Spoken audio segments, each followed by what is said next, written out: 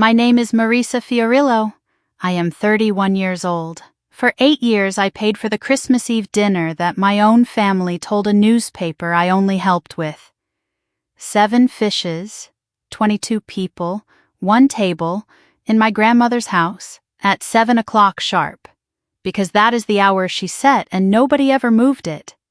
I managed the seafood and deli counter at a grocery store out on the Boardman side of town.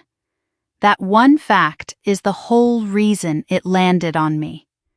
Somebody decided years ago that the dinner cost me almost nothing, because I get it at cost. They said it so many times it stopped being a guess and started being a fact. In 8 years, not one person ever asked me the number. They already had an answer they liked better. This past fall, a reporter called me. She was polite. She was doing a piece on families in the valley who still keep the old Christmas Eve dinner, and she wanted a line from me to help me along. She read me what my sister had already given her. My sister said she did the shopping. My sister said she did the cooking. My sister said she paid for it. And then my sister said, "My younger sister helps a little." I stood in my kitchen with the phone against my ear, and I did not say anything for a long time. The reporter finally asked if I was still on the line. Let me be straight about what I believed that afternoon, because I had it wrong. I believed I had one problem, and the problem was my sister. Before that Christmas came, I found out 3 things about 3 different people in that house. Each one was heavier than the one before it. The last one came from the person who is supposed to stand in front of you before anyone else on this earth. And it had been sitting there quietly for 8 years while I paid. So that year I did not shop. I did not cook. I did not order a thing. I did not open my door. My card never left my wallet. At 7 o'clock on Christmas Eve, my phone started ringing. Not 1 call, not 2. It rang and it went dark, and it rang again for most of an hour while I sat at my own kitchen table with 1 plate in front of me. I thought the ringing would be the hard part. It was not even close. Before I take you back to October, do me one small favor. Hit the like button and subscribe if you are new here, and tell me in the comments who it is in your family, the one who always handles it. You do not have to explain. 1 word is enough: sister, son, mom, you. I read every one of them. That is not a line I say to fill space. So, the first week of October, a fish counter on Wilson Avenue, and a woman with a pencil behind her ear who knew my order better than my own mother knew my phone number. The first week of October, Sabo & Sons smells like cold water and lemons. That is the good week. By the 3rd week of December, the whole place smells like a boat. I went in on a Tuesday morning before my shift, the way I had gone in the first week of October for 8 years. The bell over the door is a real bell on a leather strap, and it does not ring so much as clunk.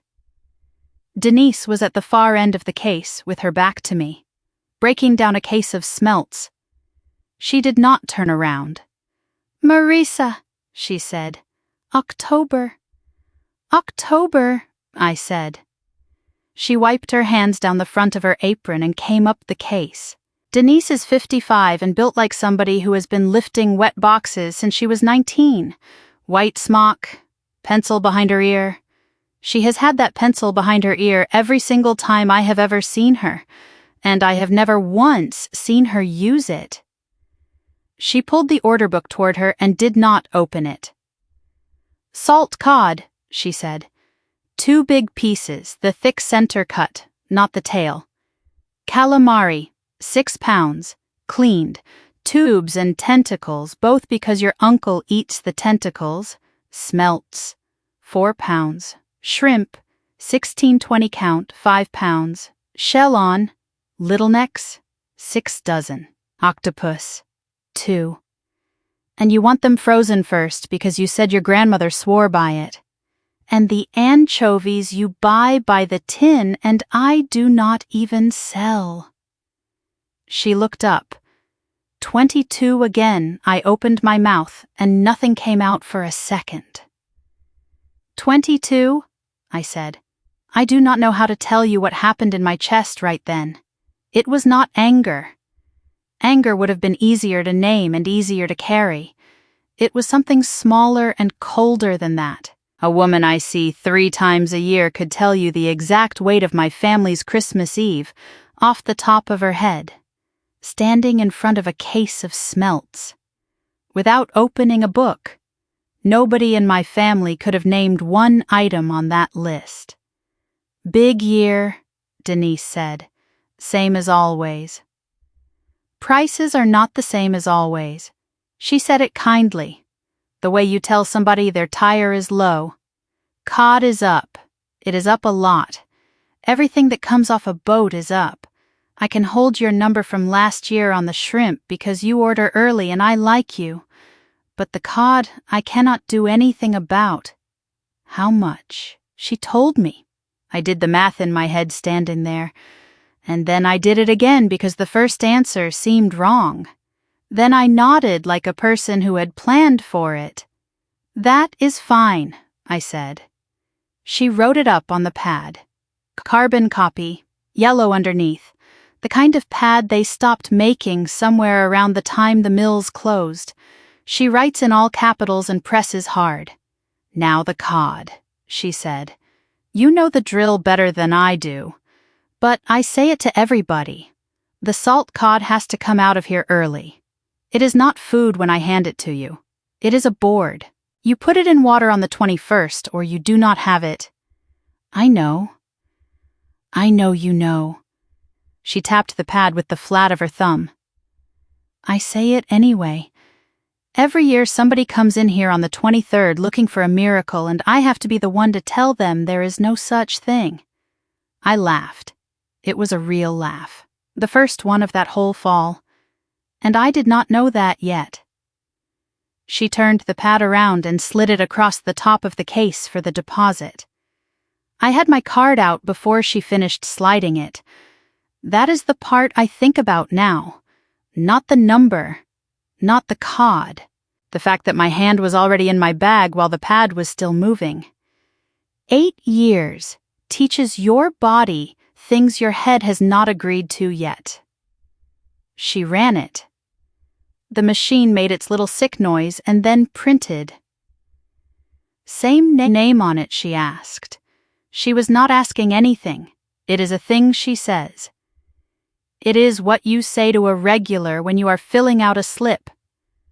"Same name," I said. She tore the yellow copy off and handed it to me, and I folded it in half and put it in my coat pocket. And I want you to remember that pocket, because in a little over 2 months that yellow slip and the woman who wrote it were going to say a thing out loud in my driveway that nobody in my family was able to argue with.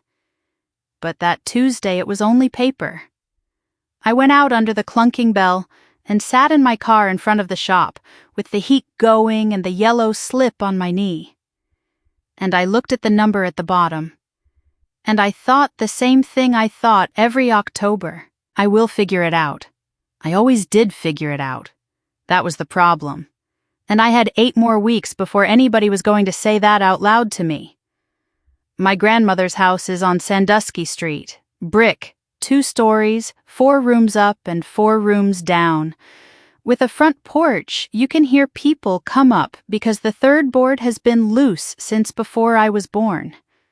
I have lived in it for 8 years. I still say my grandmother's house. I have never once said my house, and until that winter I never noticed I was doing it. That Tuesday night I came home from a 9-hour shift, put my coat on the hook, and made a cup of coffee at 8 at night like a person with no sense. Then I took the tin down off the refrigerator. It is a bread tin. That is what it actually is. Somebody gave my grandmother a bread tin with a picture of a girl in a blue dress on the lid, sometime around when my father was small, and she ate the bread and kept the tin and put her cards in it.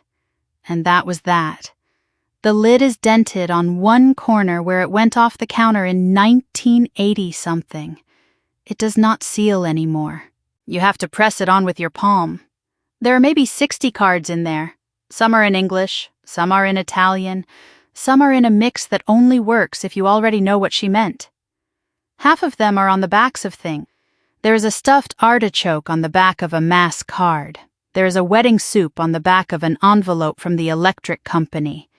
I did what I do every October. I stood at the counter, in the same corner by the toaster, with the same pencil, and I pulled the 7 out in order. Salt cod, calamari, smelts, shrimp, clams, octopus, anchovies. She had an order, and the order was not negotiable. She said the fish had to go from the hardest to the easiest. So the kitchen got lighter as the night went on instead of heavier. I do not know if any other family in this valley does it that way. I know she did. I copied it onto the back of a warehouse invoice I had brought home from work, because that is the paper I have, and because writing a Christmas list on the back of a receipt for 400 pounds of frozen shrimp is the funniest thing about my life, and nobody has ever noticed but me.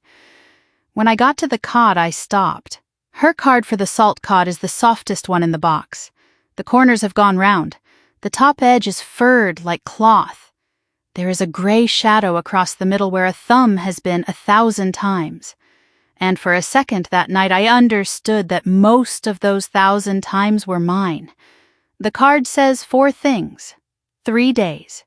Change the water morning and night. Start the 21st. Taste before you trust it. That is her whole recipe for the hardest thing on the table. 4 lines. She never wrote down how long to fry it or how much oil or what pan. She assumed whoever was reading it already knew how to cook, and only needed to be told the part you cannot rush. I put the card back and my hand caught on something. One of them was thick, not stuck to another one. Thick on its own, the way a card gets when it is folded around something, and the divider behind it did not sit flat anymore. I remember thinking I would look at it later. I remember exactly what I thought, which was that it was probably 2 cards gummed together with sauce, and that I was tired, and that the smelts had to be counted out for the morning delivery, and that it was 8:40 at night, and I had to be at the store at 5. So I pressed the lid on with my palm and put the tin back up on the refrigerator. That is the whole scene. There is no more to it than that. A woman in a kitchen who has been on her feet since 5 in the morning, putting a box back on a fridge, 3 feet from the answer. I have gone over it 100 times since. Not with regret. Exactly. It is more like watching yourself walk past a door. I finished the list. Under the 7 I wrote the other things, because the fish is only the part people remember. Bread, 4 loaves, 2 bottles of the red my uncle drinks and 1 of the white nobody drinks. Coffee, anisette, the lemon cookies from the bakery on Midlothian that only my aunt eats and that I buy every year anyway. Ice, 2 extra folding tables. Rented. Somebody to come clean on the 26th. Because in 8 years no one has ever stayed to clean, and I stopped waiting to find out if they would. Then I turned the list over and looked at the front of it, at the printed columns of case counts and unit prices. And I turned it back to the pencil side, and I did not add anything up. I want to be clear about that. I could have. It was right there in my hand, in my own handwriting. And I had the app on my phone in my pocket. I did not add it up. I turned off the kitchen light and went to bed. And I told myself it was because I had to be at work at 5. I want you to see the job, because the job is the reason all of this happened to me and not to somebody else. I am at the store at 5 in the morning. The seafood case has to be broken down, washed, and rebuilt before the doors open at 7. That means I am elbow deep in ice water in the dark. You shovel the old ice out, You scrub the pans. You lay the new ice. You shape it. And then you set the fish on it so it looks like something a person would want. There is a right way to lay a case. The tails go the same direction. The cut sides face the customer. You do not stack. Stacking is how you tell a manager does not care. My hands are cold from 5 in the morning until I get in my car at 2 in the afternoon. In the winter, they do not warm up until 9 at night. I have gotten used to it the way you get used to anything.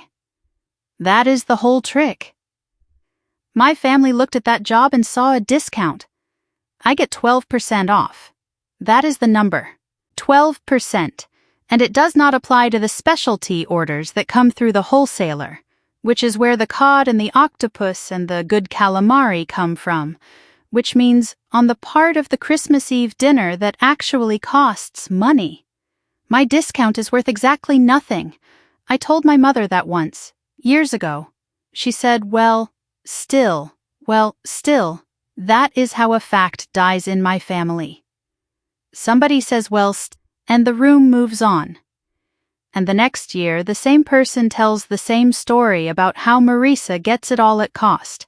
That October morning, a girl from the bakery side came over on her break and leaned on my case and asked me why I always pick up doubles in November. Everybody wants the doubles in November. I take 4 of them every year. And she had noticed. I told her I was saving for something.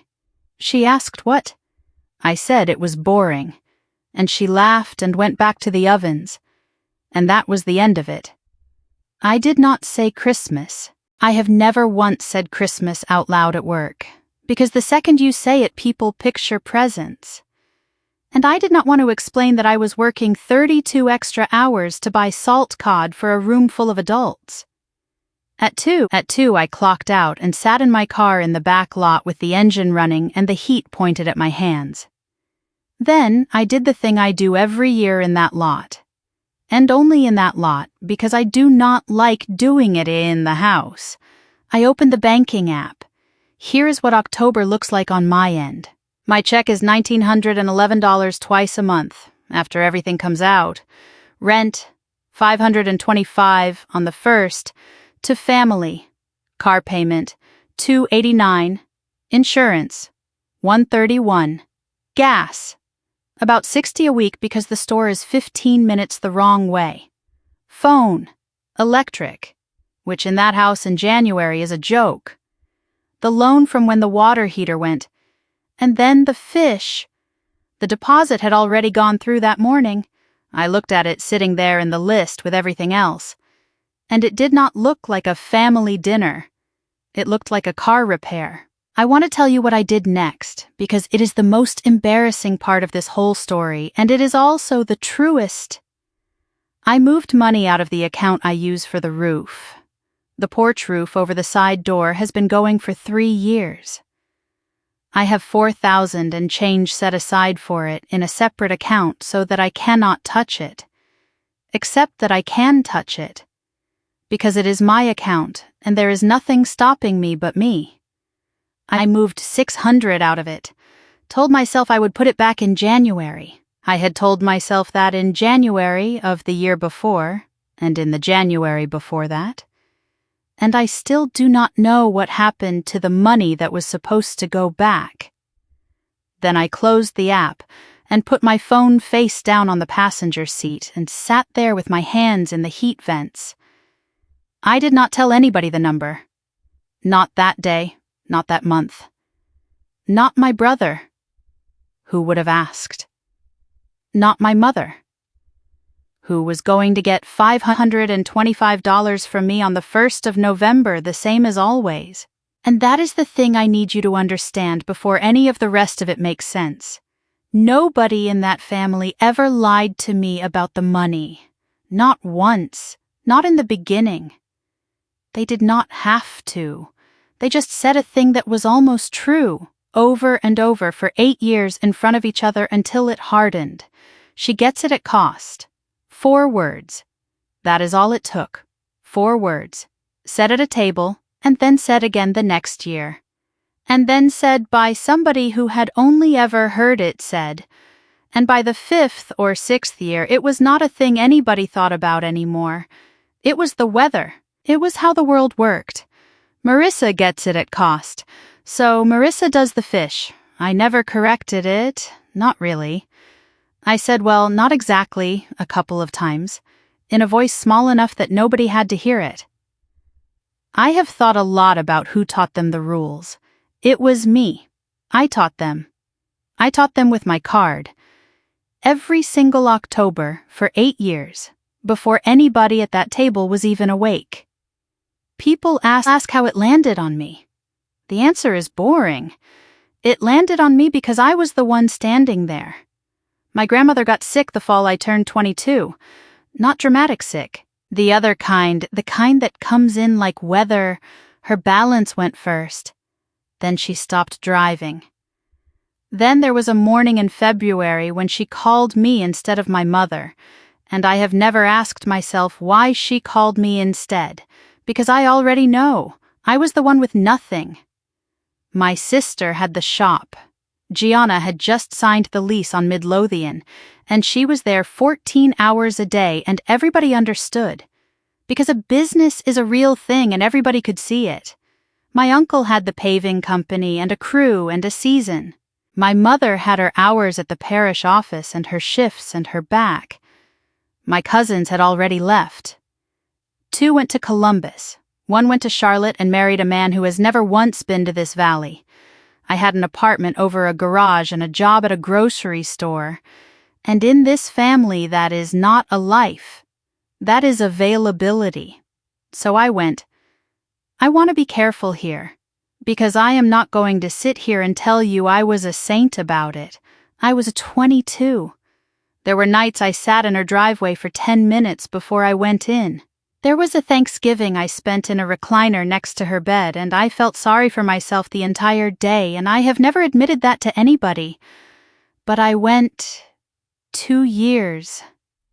Doctors on Tuesdays. Groceries on Thursdays.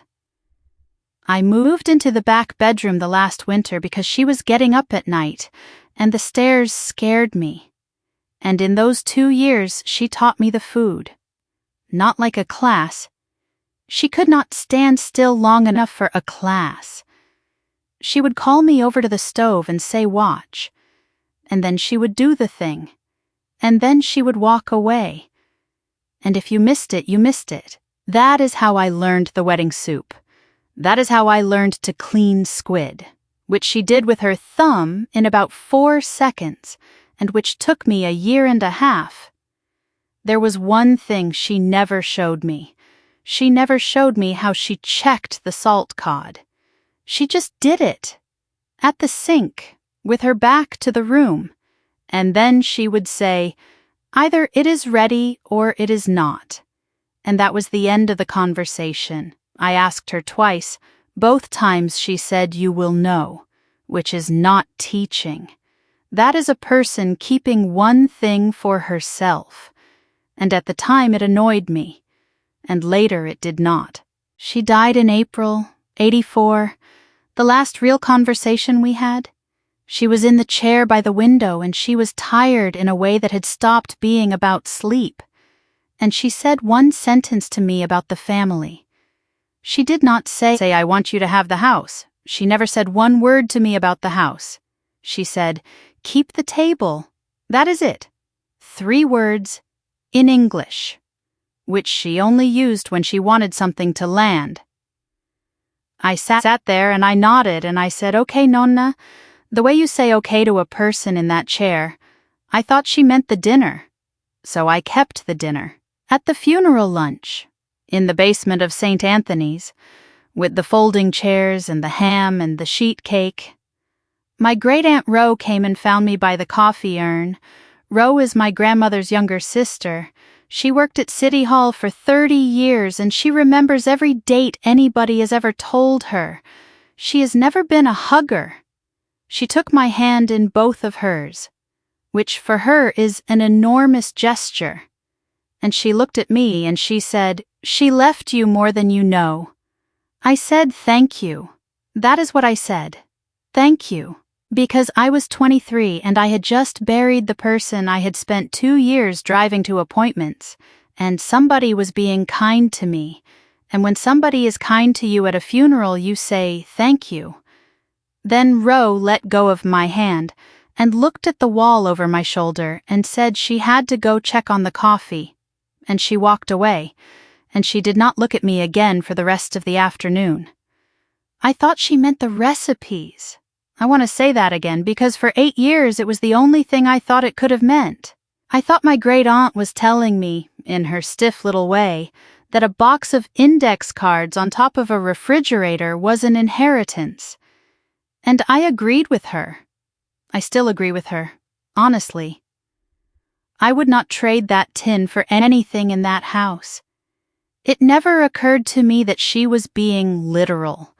It never occurred to me that a 62-year-old woman who spent 30 years filing documents for the city of Youngstown might have chosen those particular words on purpose, and then spent the next 8 years watching me pay for a dinner in a house she knew was already mine, and saying nothing.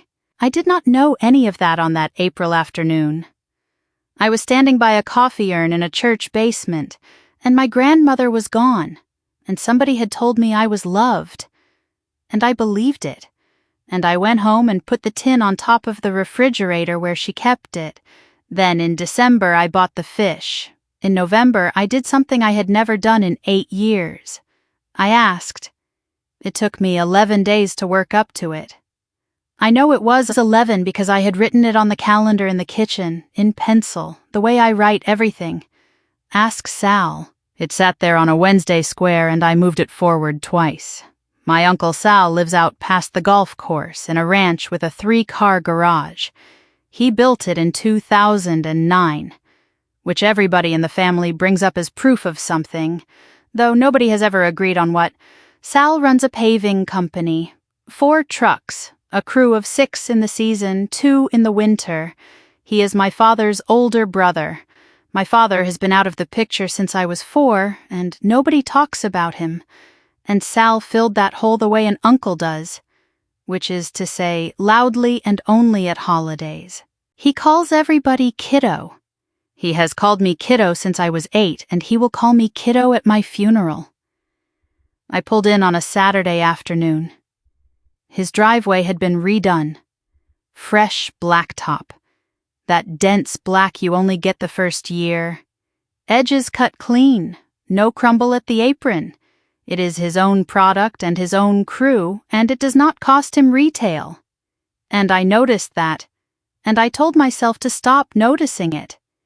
He came around the side of the house in a Carhartt with a coffee. Kiddo. He hugged me the way he hugs.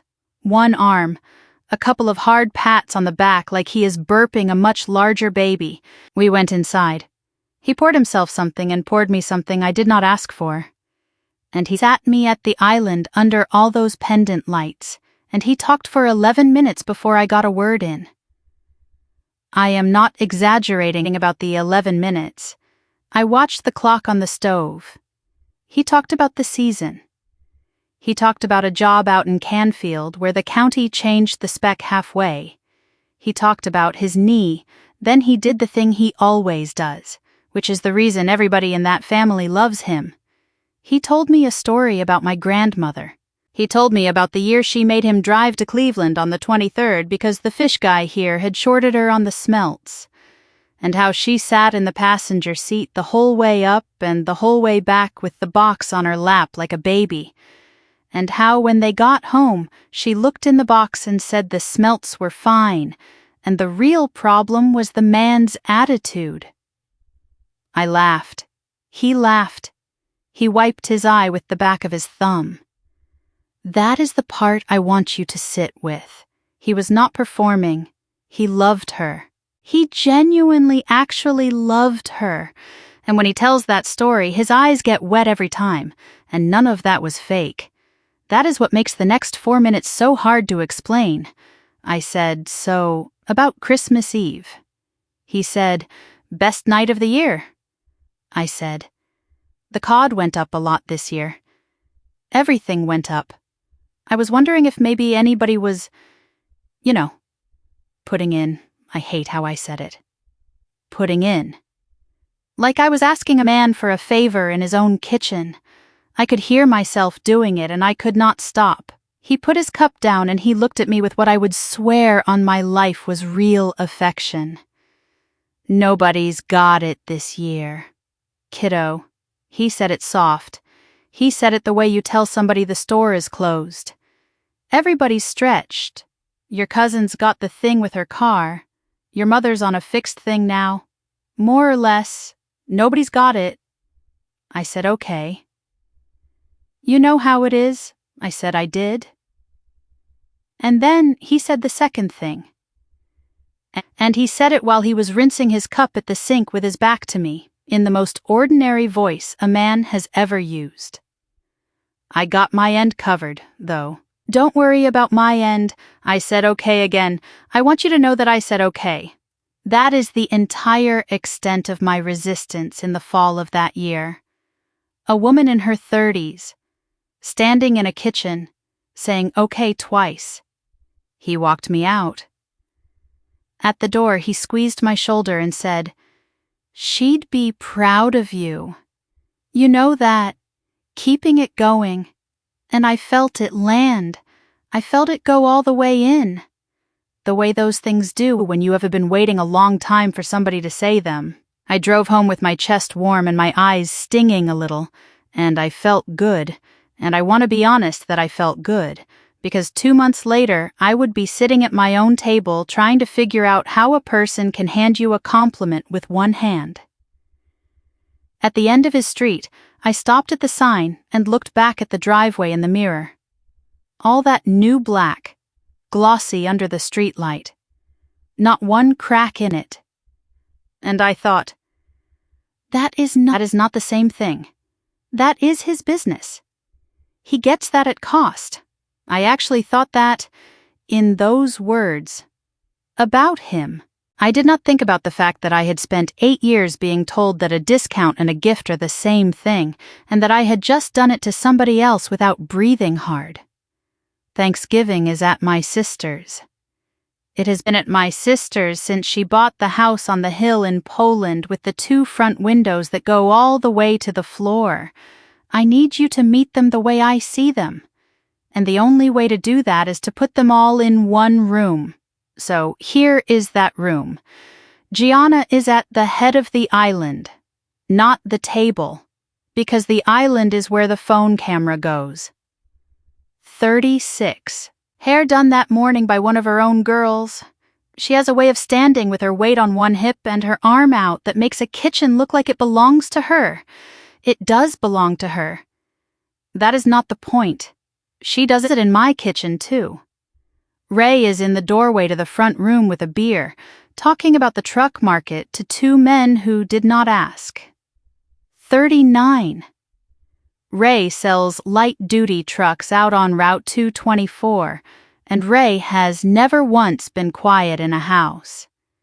My Uncle Sal has the good chair, the leather one by the window, and people bring things to him. My mother is moving. That is what my mother does at a gathering. She moves, she refills, she wipes, she takes a coat. She puts a hand on somebody's arm and says something in a low voice that makes them laugh. And she does this for 6 straight hours and then goes home and takes her shoes off and does not get thanked. And I want you to hold on to that. Because everything you are going to feel about her later has to come out of this room first. My great-aunt Ro is on the end of the couch with a glass of ginger ale, watching the room like she is timing it. My cousin Tony is on the other end of the couch, and Tony is the only person there who will answer a question with the real answer. 44. Works at a clinic in Boardman. 12-hour shifts. Does not drink at family things because she has seen what it does to people at 4 in the morning, and my brother Vince is outside on the back steps in the cold. Because Vince at a family function is always outside on the back steps in the cold. I brought 2 things. I always bring 2 things. the sausage and peppers, and the artichokes, which take 4 hours and which nobody has ever once asked about. I got there at 11 and I went into the kitchen and I did not come out. That is not a complaint. I want to say that clearly. Nobody chained me to the stove. There is a specific kind of person who goes to the kitchen at a party because the kitchen is the one room where she knows exactly what she is supposed to be doing. And I am that person. And I have been that person since I was 19. But here is what it does to you over 8 years. At about 2:30, they all sat down. 14 at the big table and 6 more at the folding table. Gianna sets up in the front room and calls the annex, which everybody thinks is funny. I was at the stove with the gravy. Somebody yelled for me. I came out with the pan. I went back. Somebody needed the pepper. I came out with the pepper. Ray wanted to know if there was another beer and I told him where they were and he said which shelf and I went and got it. Then it got quiet the way it does. And everybody was eating. And I stood at the stove with the pan in one hand and the wooden spoon in the other, and I ate standing up, straight out of the pan. With the spoon I had been stirring with. I have done that at every family meal since I was about 24. Not because anybody told me to. There is no chair missing. There has never been a chair missing. My place is set at that table every single time, and it sits there with a folded napkin on it and cools off. I do it because if I sit down, I will have to get up. And it is easier not to sit down. Nobody has ever said anything about it. Not one person, in 8 years, has ever said, "Marissa, come sit." Not because they are cruel. Because you stop seeing a thing that has always been there. If a chair has been empty at every meal for 8 years, it stops being empty. It becomes a place where a napkin goes. My mother came in near the end to start the coffee.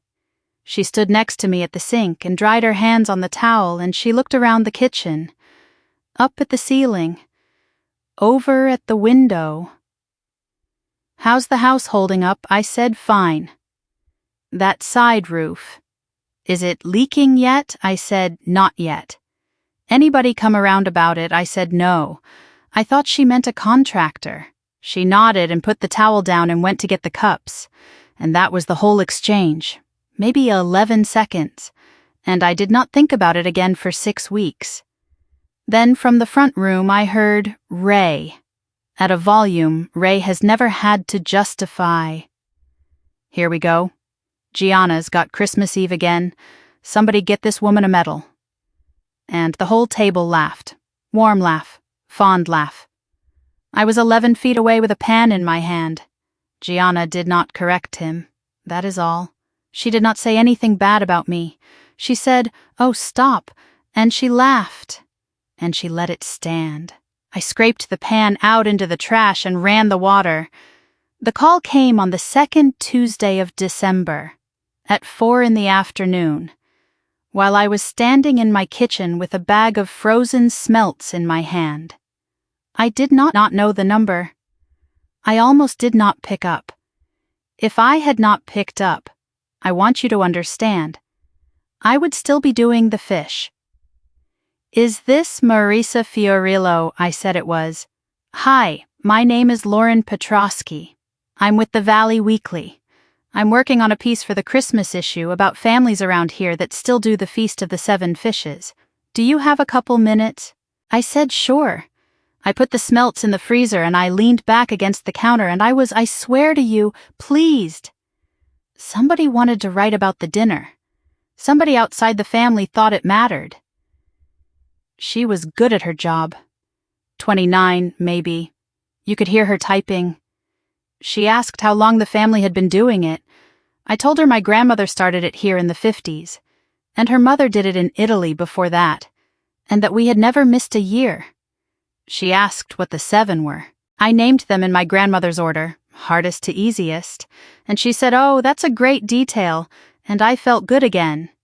Then she said, "Okay, so I've got most of it from your sister already. I just wanted to round it out with somebody else in the family. Let me read you what I have and you can tell me if I got anything wrong. I said, okay. And she read it to me. She read that Gianna Roselli does the shopping, going out to the fish market in early October to place the order because you cannot get good salt cod at the last minute. She read that Gianna does the cooking, starting 3 days out. She read that Gianna and her husband cover the cost themselves because Gianna says a family tradition should not have a bill attached to it. Then she read the last line. And my younger sister helps a little. There was a pause on the line where I was supposed to say something. I want to describe what actually happened in my body, because I have heard people say they saw red and I did not see anything. My ears got hot. That was the first thing. Then my mouth went dry in a way that made me aware I had a tongue. Then my hand, the one not holding the phone, went flat on the counter and pressed down, and I watched my own knuckles go white like they belonged to somebody else. I could hear the refrigerator running. Ms. Fiorillo. Are you still there? I'm here. Is any of that off? And here's the moment. Right here. This is the moment I have replayed more than any other moment in this entire story. More than the driveway. More than the paper in the tin. Because I had it. I had all of it. I had 8 years of yellow carbon copies in a shoebox in the hall closet, every one of them with my name printed at the bottom. I had a bank app in my pocket. I could have said, that is not true. And I could have proved it in 90 seconds to a woman who takes notes for a living. And what came out of my mouth was, can I get your number and call you back? That is it. That is what I said. She gave me her direct line, and I wrote it on the back of an envelope, and I said thank you, and I hung up. Then I stood in that kitchen for a long time. I did not cry. I want to be accurate. I did not cry. I did not throw anything. I did not call my sister. I stood there with my hand flat on the counter, and I went through it, slowly, like a person checking a receipt. Goes to the fish market in early October. That is my October. That is a Tuesday morning before a 5 o'clock shift, and a bell on a leather strap and a woman with a pencil behind her ear. Because you cannot get good salt cod at the last minute, that is not Gianna's sentence. That is my grandmother's sentence, off a card in a bread tin, and it got into that newspaper by way of a mouth it does not belong in. Covers the cost themselves. My sister has never in her life paid $1 toward that dinner. Not one. She has brought wine. She has brought wine that cost $11.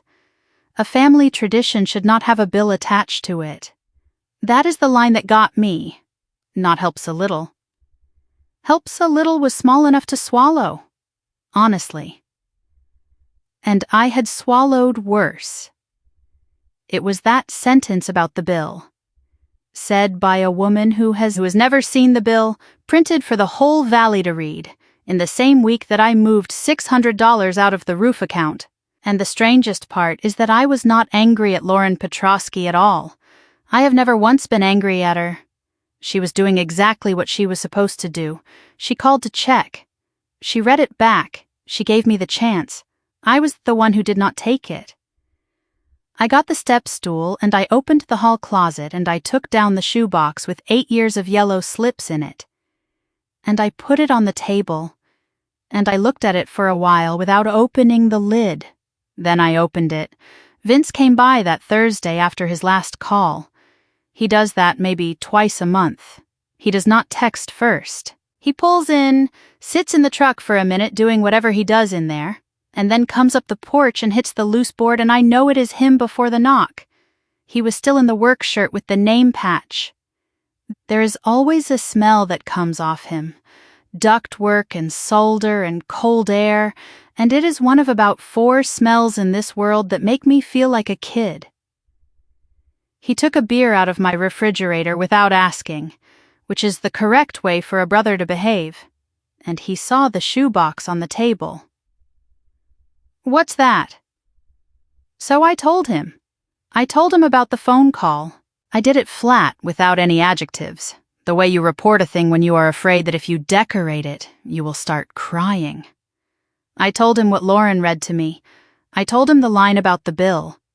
He put the beer down on the table without drinking any of it. She said she pays for it. She said she and Ray cover it. Vince looked at the wall for a second. Out loud.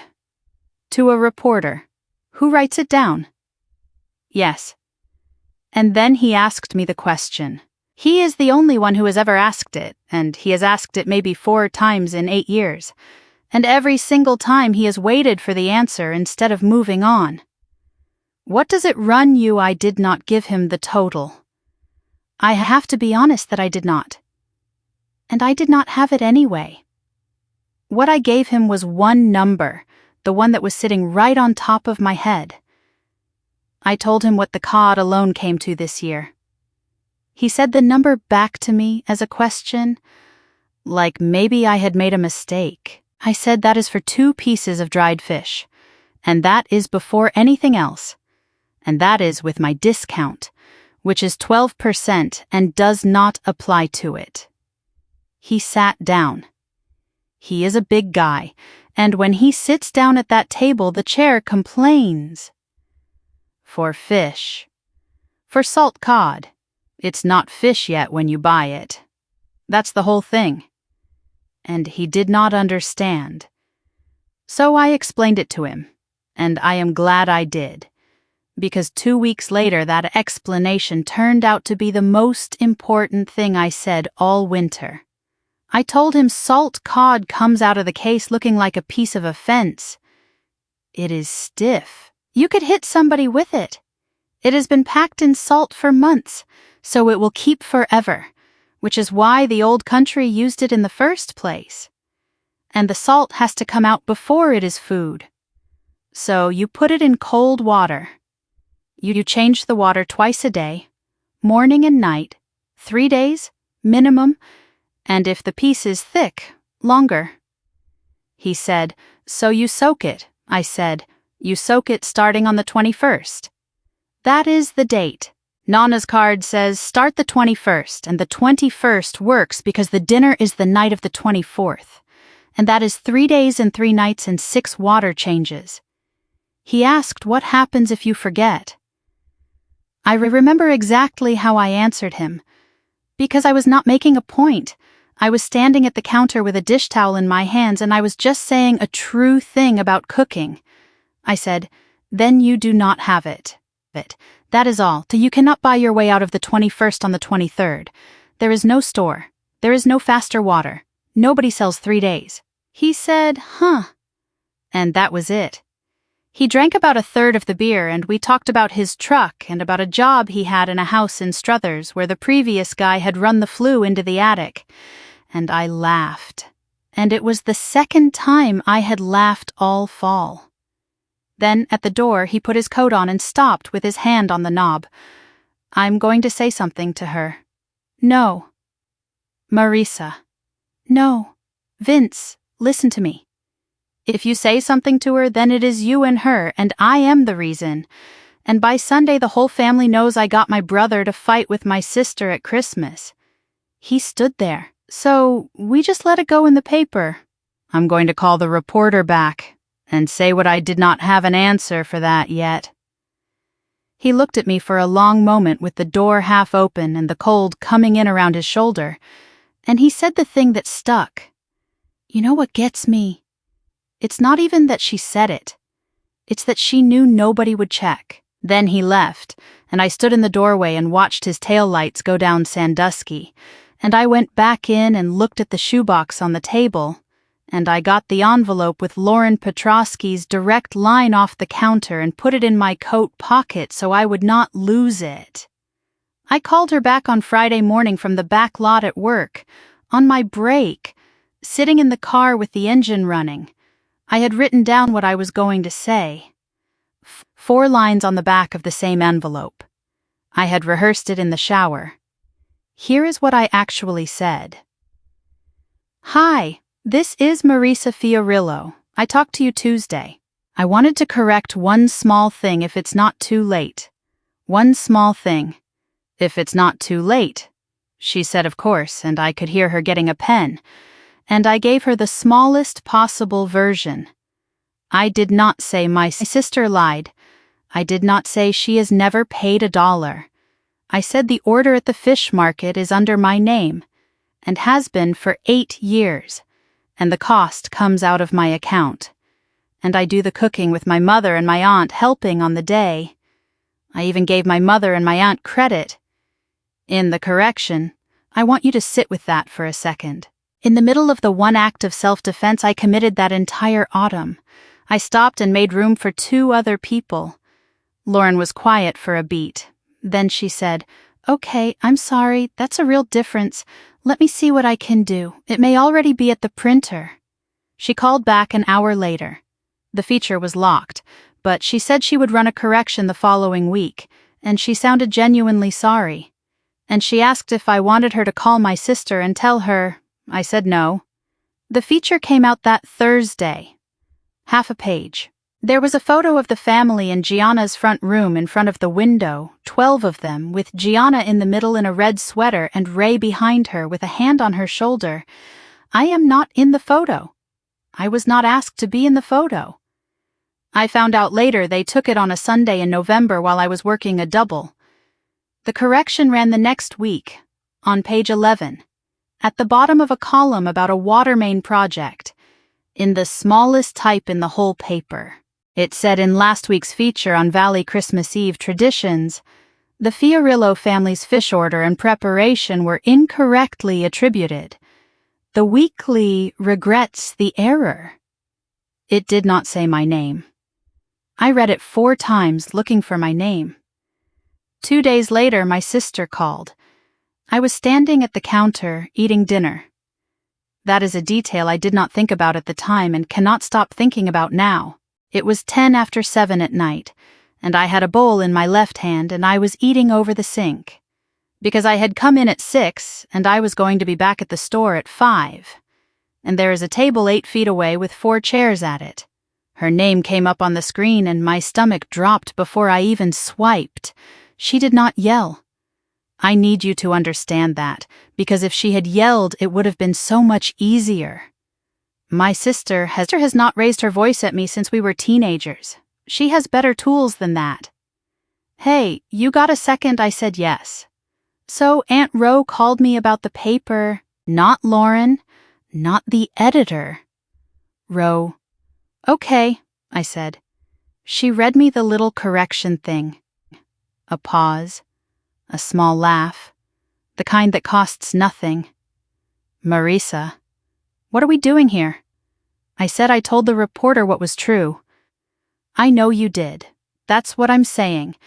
Do you know how that looks?" I said it looks like what happened. And then she said the sentence, very calm, almost gentle, with something underneath it that was actually sad, which is the part that has kept it alive in my head for a year. "You embarrassed this whole family over one line of print." I stood there with the bowl in my hand. I have thought of about 40 things to say since that night I said one, and I did not plan it. And it came out very quietly. "Gianna, do you remember who picked up the fish last year?" There was a silence on that line. 2 seconds, maybe 3. I have measured it out on a clock since then, tapping my finger, trying to get it right, and I think it was closer to 3. That silence is the single most important thing that happened to me in the month of December. Because there are only 2 things that silence can be. Either she genuinely did not know, in which case she had been telling a story about herself for years without ever once checking whether it was true, or she did know. Then she said, "I don't want to do this before Christmas." And she asked me if I was still doing the ricotta cookies. And I said yes. And we talked about cookies for 4 minutes, and she said "love you," and hung up. I put the bowl in the sink. I stood there for a while with the water running over it. 3 seconds, whatever else happened that winter. I wanted on the record that it started with 3 seconds of my sister not answering a very easy question. Vince came by that Saturday night with 2 fish sandwiches from the place on Midlothian that only opens Friday and Saturday, and has been run by the same 3 people since before either of us was born. It was 26 degrees. We ate them on the back steps anyway. We have eaten on those back steps in every kind of weather this valley has. Because when we were kids, that was the only place in that house where 2 people could talk without a third person joining in from another room. He handed me mine in the wax paper and sat down 1 step lower, which he does, so his head is level with mine. We did not talk about the paper.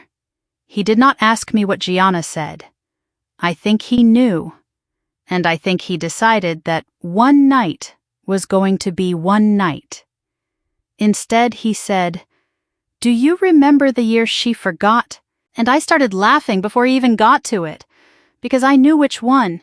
It was the year I was 14. My grandmother, who had done that dinner every year since Eisenhower, got the dates crossed in her head because of a funeral that week, and she did not put the cod in until the morning of the 23rd.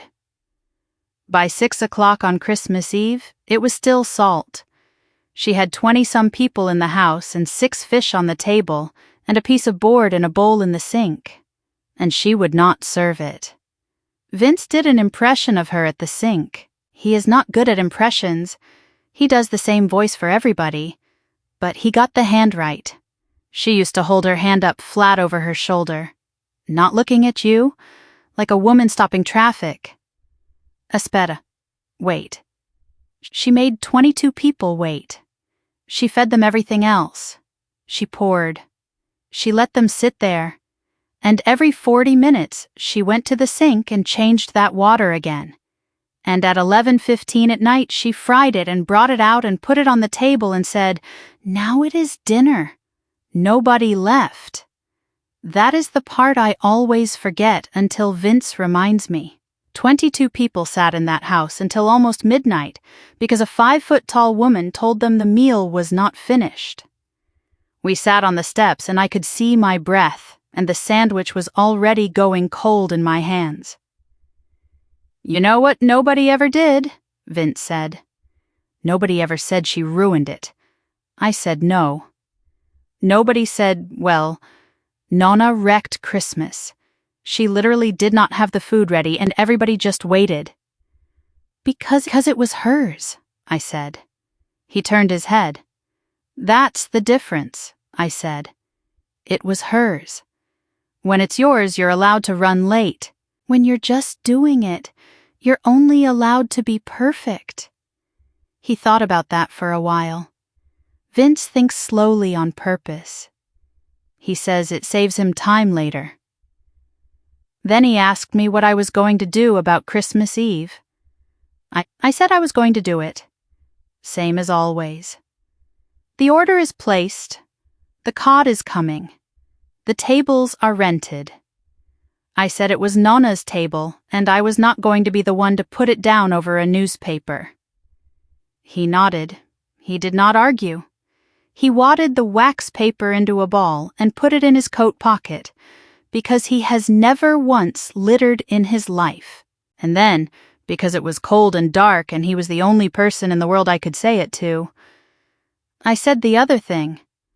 I said it quietly, mostly to the yard. "But this year I'm counting," he said, "counting what I said, all of it. Every year, what it cost, what came in, who brought what. I said I was going to write it down like a case count, like inventory, the way I would if it were a walk-in cooler that was coming up short. I told him I did not want to do anything with it. I just wanted to know the number. I said I had gone 8 years without knowing my own number, and that had started to feel like a strange way to live. He was quiet for a second. Then he said, "Okay. Just okay. Not be careful. Not what are you going to do with it. Okay." He stood up and knocked the salt off the step with his boot, and he said he had a heat exchanger to look at in the morning, and he went around the side of the house instead of through it, the way we always did as kids.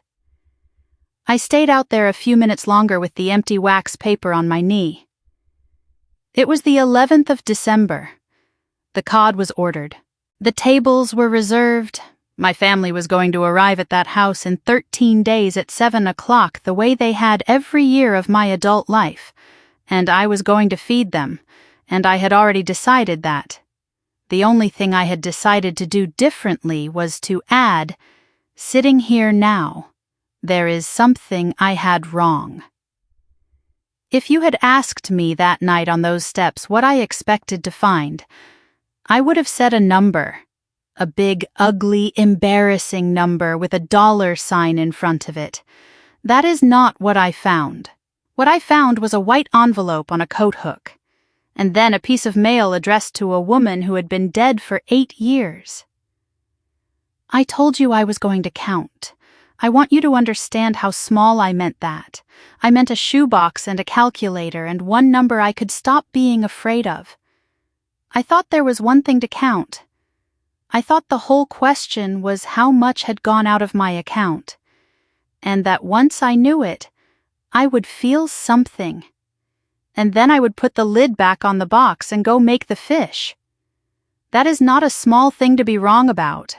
12 days later, I was standing in my own kitchen holding a bank statement addressed to a woman who has been at Calvary Cemetery since April of a year I try not to say out loud, and I found out that I had been counting the wrong direction the entire time.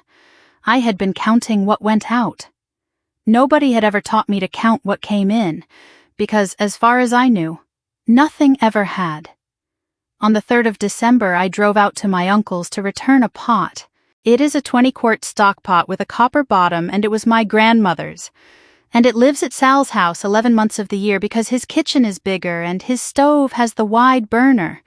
I borrow it for Thanksgiving. I bring it back the first week of December. That has been the arrangement since she died, and nobody has ever discussed it. It was late afternoon and already going dark, the way it does here in December, where 4:30 in the afternoon looks like 9 at night. His truck was in the driveway with the plow frame on the front of it. The garage was open. I could hear him around the back on the phone, using the voice he uses with the county, which is louder and slower than his real one. I let myself in through the side door, because that is what everybody does at that house.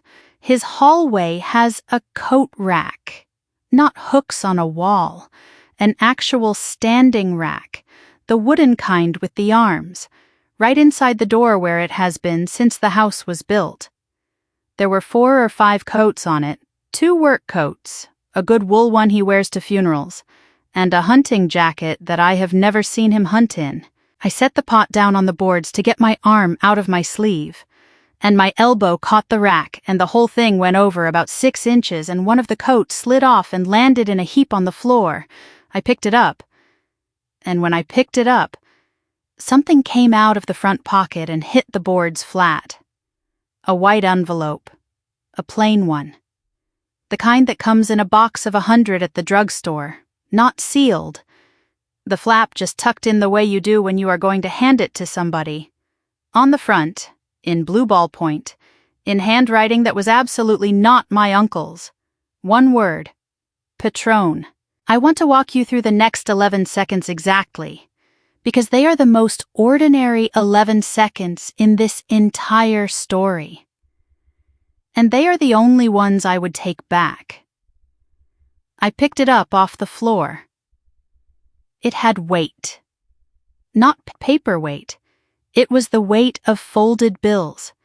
And my hand knew that before my head did, because I count a register drawer 4 days a week and there is no mistaking it. I did not look inside. I want that on the record.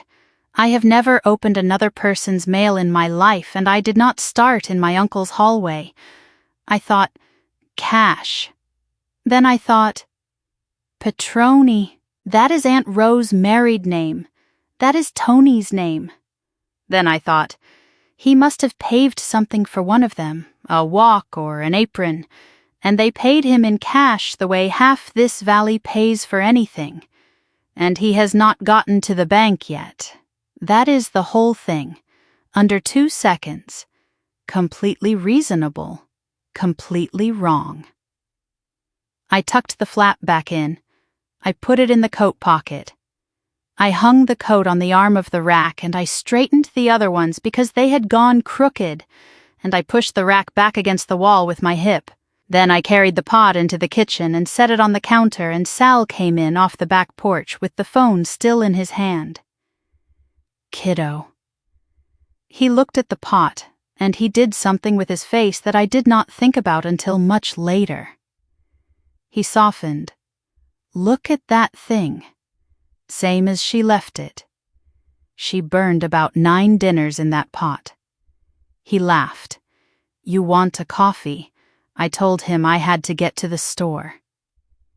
He walked me to the door with his hand on my shoulder blade, and he asked me if I was all set for the 24th.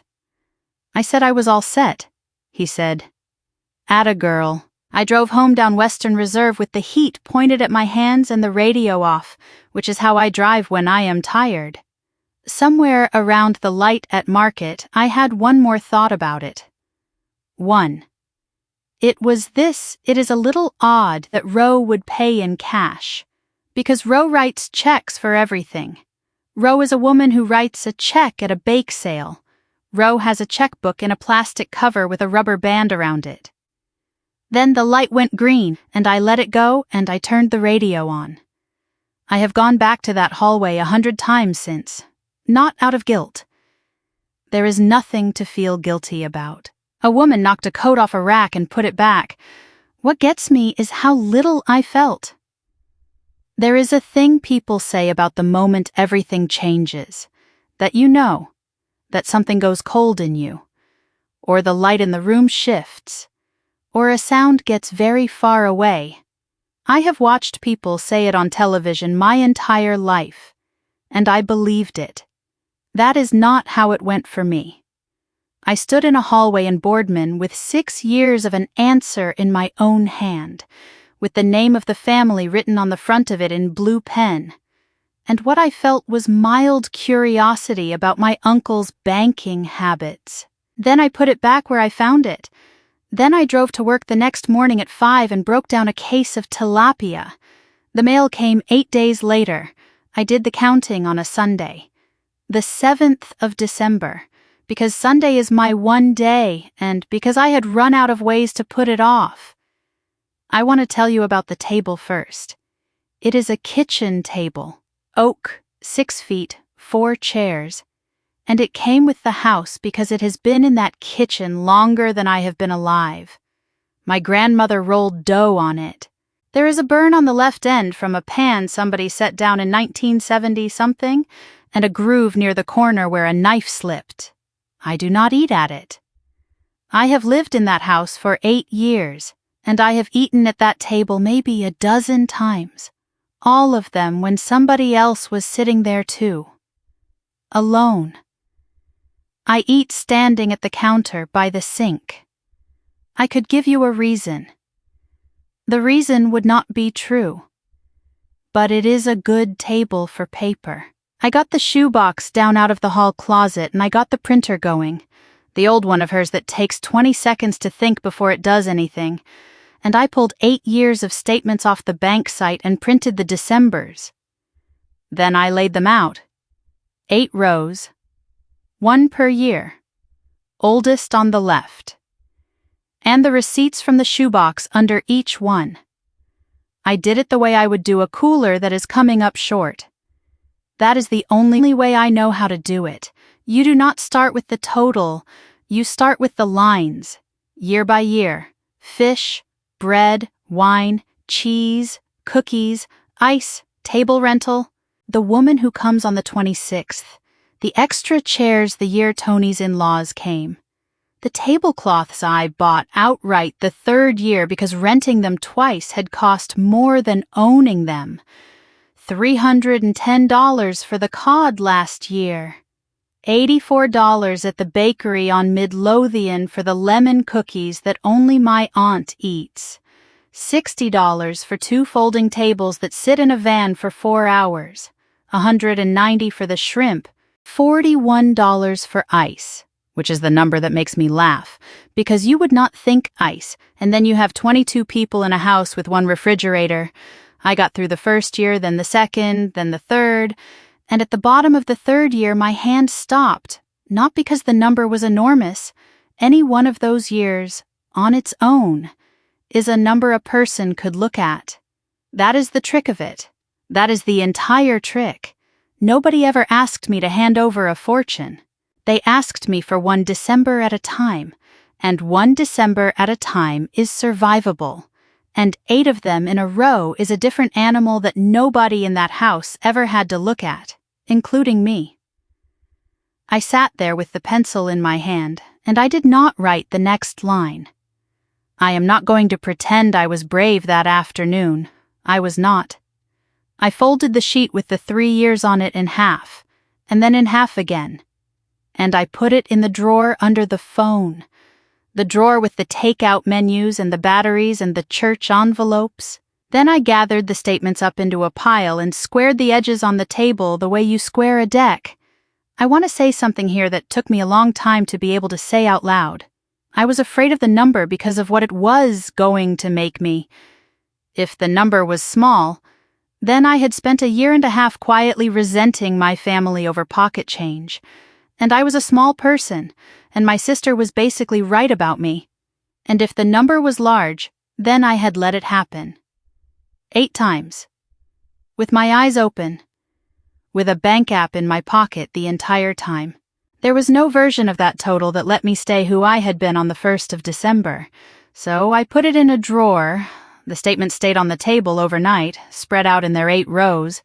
I went to bed and I lay there and thought about a woman I did not know in another part of this valley who was doing the same math about her own family that same night. And I hoped she was further along than I was. I got up at 4:30 the next morning for a 5 o'clock shift. And the first thing I did in that kitchen, before coffee, before anything, was gather all of it back into the shoebox and put the shoebox back on the shelf in the hall closet and shut the door. Nobody was coming over. There was no one in that house but me. I hid it from myself. I want to be fair to the woman who did that, because she gets a lot of grief from me now. She had been carrying that dinner alone since she was 23, and she was tired, and the one thing she had left was the belief that she was doing it out of love, and not out of some hole in her that had a shape like a family. The number was going to test that. So the number went in the closet. It stayed there for 1 more day. The mail came on the 8th of December, a Monday, and I got it out of the box on my way in from work at 2:40 in the afternoon. 3 pieces. A flyer for a gutter company, the electric bill, and a windowed envelope from Mahoning Valley Federal Credit Union, addressed to Assunta Fiorillo. I have been getting mail for my dead grandmother for 8 years. Everybody who has ever lost somebody knows this. It never fully stops. Catalogs, solicitations from a hospital foundation, something from a cruise line. Once, which I sat down on the porch steps about. You stop feeling anything and you start just putting it in the recycling. I had it over the bin. Then I looked at the corner of the envelope, where they print the reason, and it said, Year-end statement. A statement is not junk. A statement means an account. An account means a balance, and a balance means somebody has been doing something with money in my grandmother's name for 8 years after she died. And I stood in my own kitchen with my coat still on, and I opened somebody else's mail for the first and only time in my life. It was 2 pages. Account name, Fiorillo Family Christmas Club. Opened 6 years ago, in January. Signer of record Salvatore J. Fiorillo. Then the year. In a column, month by month. Deposits in January. Deposits in February. Deposits every month. And not one deposit a month. Several. Different amounts, 60, 100, 40, 125, sometimes two in the same week. And then the 1st of November, one line. The whole balance out, transferred to another account at the same institution. I read the page. Then I read it again. Then I set it down on the counter and took my coat off and hung it up, which I remember because it seemed important at the time to hang my coat up. Here is where I have to be honest about how a person's mind works, because I did not understand it right away. I want to walk through the ideas I had, in order, and I want you to notice how hard I worked. First idea it is for the cemetery. She had a plot and there is perpetual care, and maybe Sal set something up. That lasted about 4 seconds. Perpetual care is a one-time thing, and it is not called a Christmas club. Second idea, it is his own money. He is saving for gifts, and he opened it in her name for sentimental reasons. That is a nice idea. That is a genuinely nice idea, and I held on to it for almost a minute. Then I looked at the deposit column again. There were 4 deposits in 1 week in March.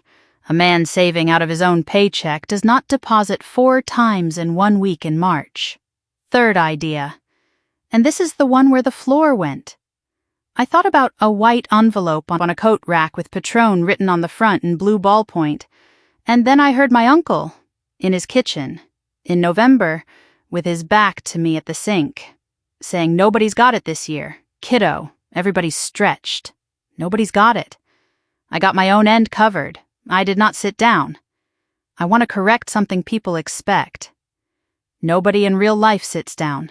I stood there at the counter with my hands flat on it, and I did the arithmetic of 6 Novembers. And the arithmetic was very simple, and it did not require the total from the shoebox at all. For 6 years, my family had been putting money in an envelope for the Christmas Eve dinner. For 6 years, that money had gone into an account with my grandmother's name on it. For 6 years, on the 1st of November, right around the time I was picking up my 4th double shift, all of it went somewhere else. And every single year, when I stood in that man's kitchen and asked, in the smallest voice I own, whether anybody was putting in, he told me no. I need to be precise about what I felt, because it was not what I expected, and it is the reason everything after this went the way it did. I did not feel robbed. Money is money. I had already decided years ago that I was paying for that dinner. I could survive being out the money. I had been out the money the whole time, and I was standing up. What I felt was the other thing. And it took me until about 8 o'clock that night to find the words for it, standing at the sink washing one plate. They all thought they had paid. Every one of them. Tony's mother put an envelope in a man's hand and thought she had contributed to Christmas Eve. My cousins in Columbus mailed something and thought they had done their part. 22 people sat in my grandmother's house and ate 7 fishes and believed, sincerely, that they had chipped in and that I was covering the rest, and they were grateful to somebody, and that somebody was not me. I was not the person carrying the dinner. I was the reason nobody could see the whole. I folded the statement in half and put it in the drawer under the phone, on top of the sheet with the 3 years of numbers on it, and I closed the drawer. Then I went and stood in the front room in the dark for a while, in a house I still called my grandmother's, and I did not turn on a single light. I went to Rose on Tuesday night with the statement folded in my coat pocket. My great-aunt lives in a 2-bedroom on the north side of Struthers, with a porch light she leaves on for nobody, and a kitchen that has not been touched since 1984. Yellow counters. A wall phone with a cord. She is 62, and she has lived alone since her husband died, and she has never once, in my whole life, complained about it. She worked at City Hall for 30 years, Records, deeds, permits, transfers, the vault in the basement. She can tell you what year the sewer line went in on any street in that city, and she is never wrong, and she has never been sorry about being right. If you have a piece of paper in this family and you do not understand it, you go to Roe. That is what she is for. Everybody knows it. She had the television on with the sound off, which is what she does at night. I did not do a lot of build-up. I got my coat off and I put the statement on the kitchen table under the light, and I said, "Can you tell me what this is?" She put her glasses on. The chain swung against her cheek. She read the first page all the way down. Then she turned it over and read the back, which nobody does. And then she turned it back to the front and read the deposit column again with her finger going down the numbers. She read that piece of paper for close to 2 full minutes without saying one word. Then she said, "Where did you get this?" "It came to my house. To Nonna's name." She took the glasses off and folded them and set them down on the table. Very square, lined up with the edge. "There's an envelope," she said. I said, "What envelope?" And she told me. She told me that for as long as she could remember, longer than 6 years, going back to when my grandmother was still alive and doing the dinner herself, the families kicked in for Christmas Eve. Each household, an envelope, cash, because that is how her generation does it, and because nobody wanted to write a check for Christmas. She said in Nonna's time you handed it to Nonna at the door on the night, and she would say, "Oh, stop it," and take it, and put it in the drawer by the phone, and that was the whole ceremony. She said after Nonna died, Sal collected them. That was the arrangement. He was the oldest. He was the one with the trucks and the phone that everybody had. You gave your envelope to Sal, sometime in the fall, whenever you saw him. I asked her what he was supposed to do with it. She looked at me. "Give it to you," she said. I said, "He never gave me anything." "I know," she said. 2 words, "I know."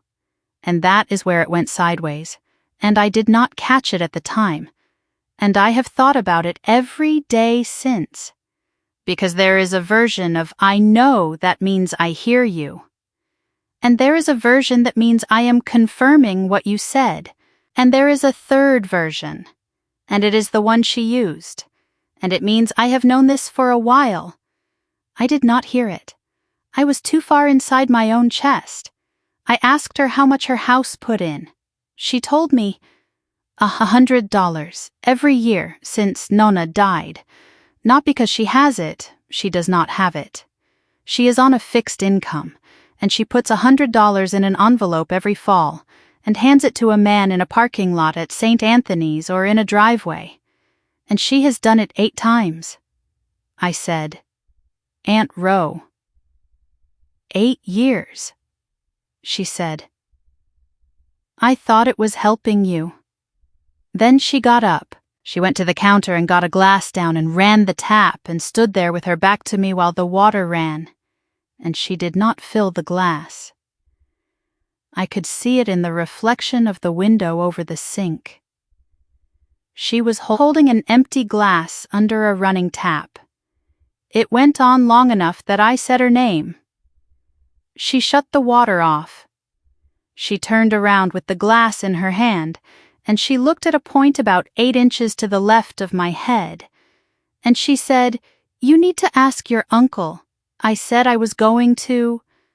She nodded, and then, because something in the room was strange and I did not know what, I said, "Is there anything else you want to tell me?" She looked right at me then, straight on. My great-aunt has pale eyes and she does not blink much. "No," she said. That is the only lie Rosalie Patron ever told me in 31 years.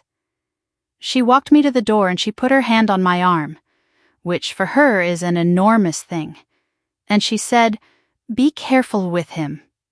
He is not a bad man, And I said, I know he is not. And I meant it.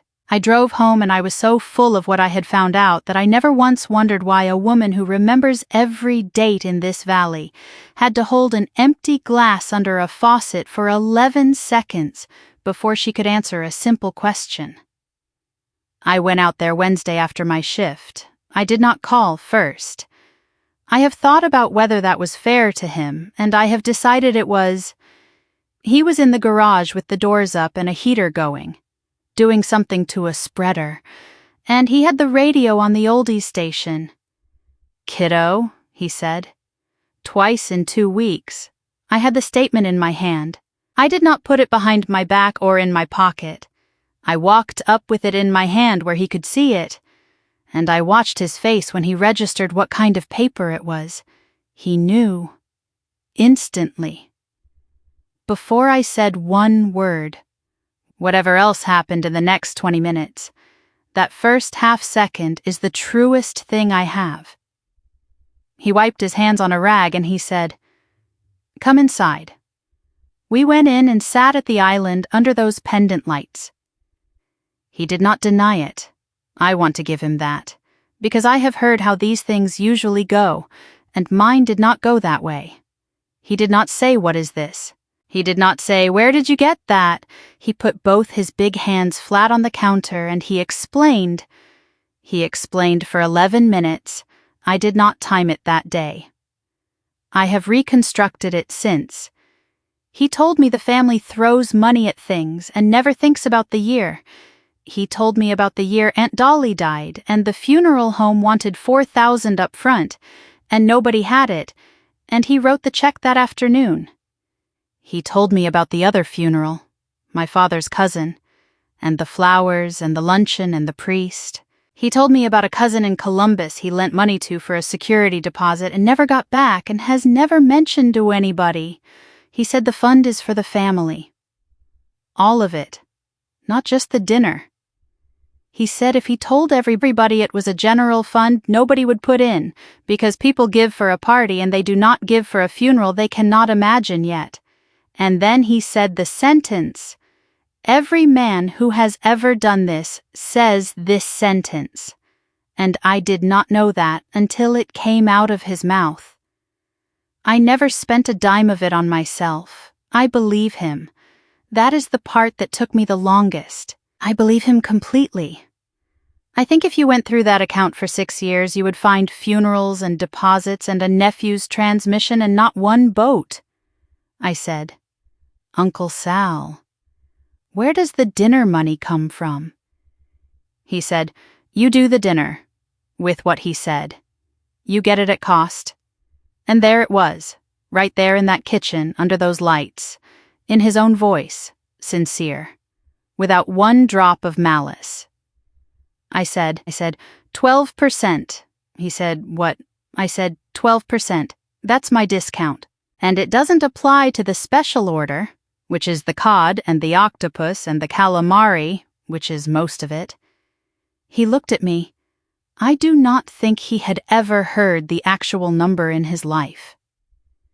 I watched him try to make it fit against the sentence he had been saying for 8 years, and I watched him decide, in about 2 seconds, that he was not going to let it fit. Because if it fit, then he had a problem. He said, well, still, 58 years old, at his own kitchen island, with the statement on the counter between us. I asked him 3 questions after that. I did not raise my voice. I want that on the record, not because I am proud of it, but because it is the reason he could not do anything with what I was saying. The first one was how much came in this year. He told me. It was more than the cod. The second one was how much of it did you give me? He did not answer that one. He picked up a coaster and put it down.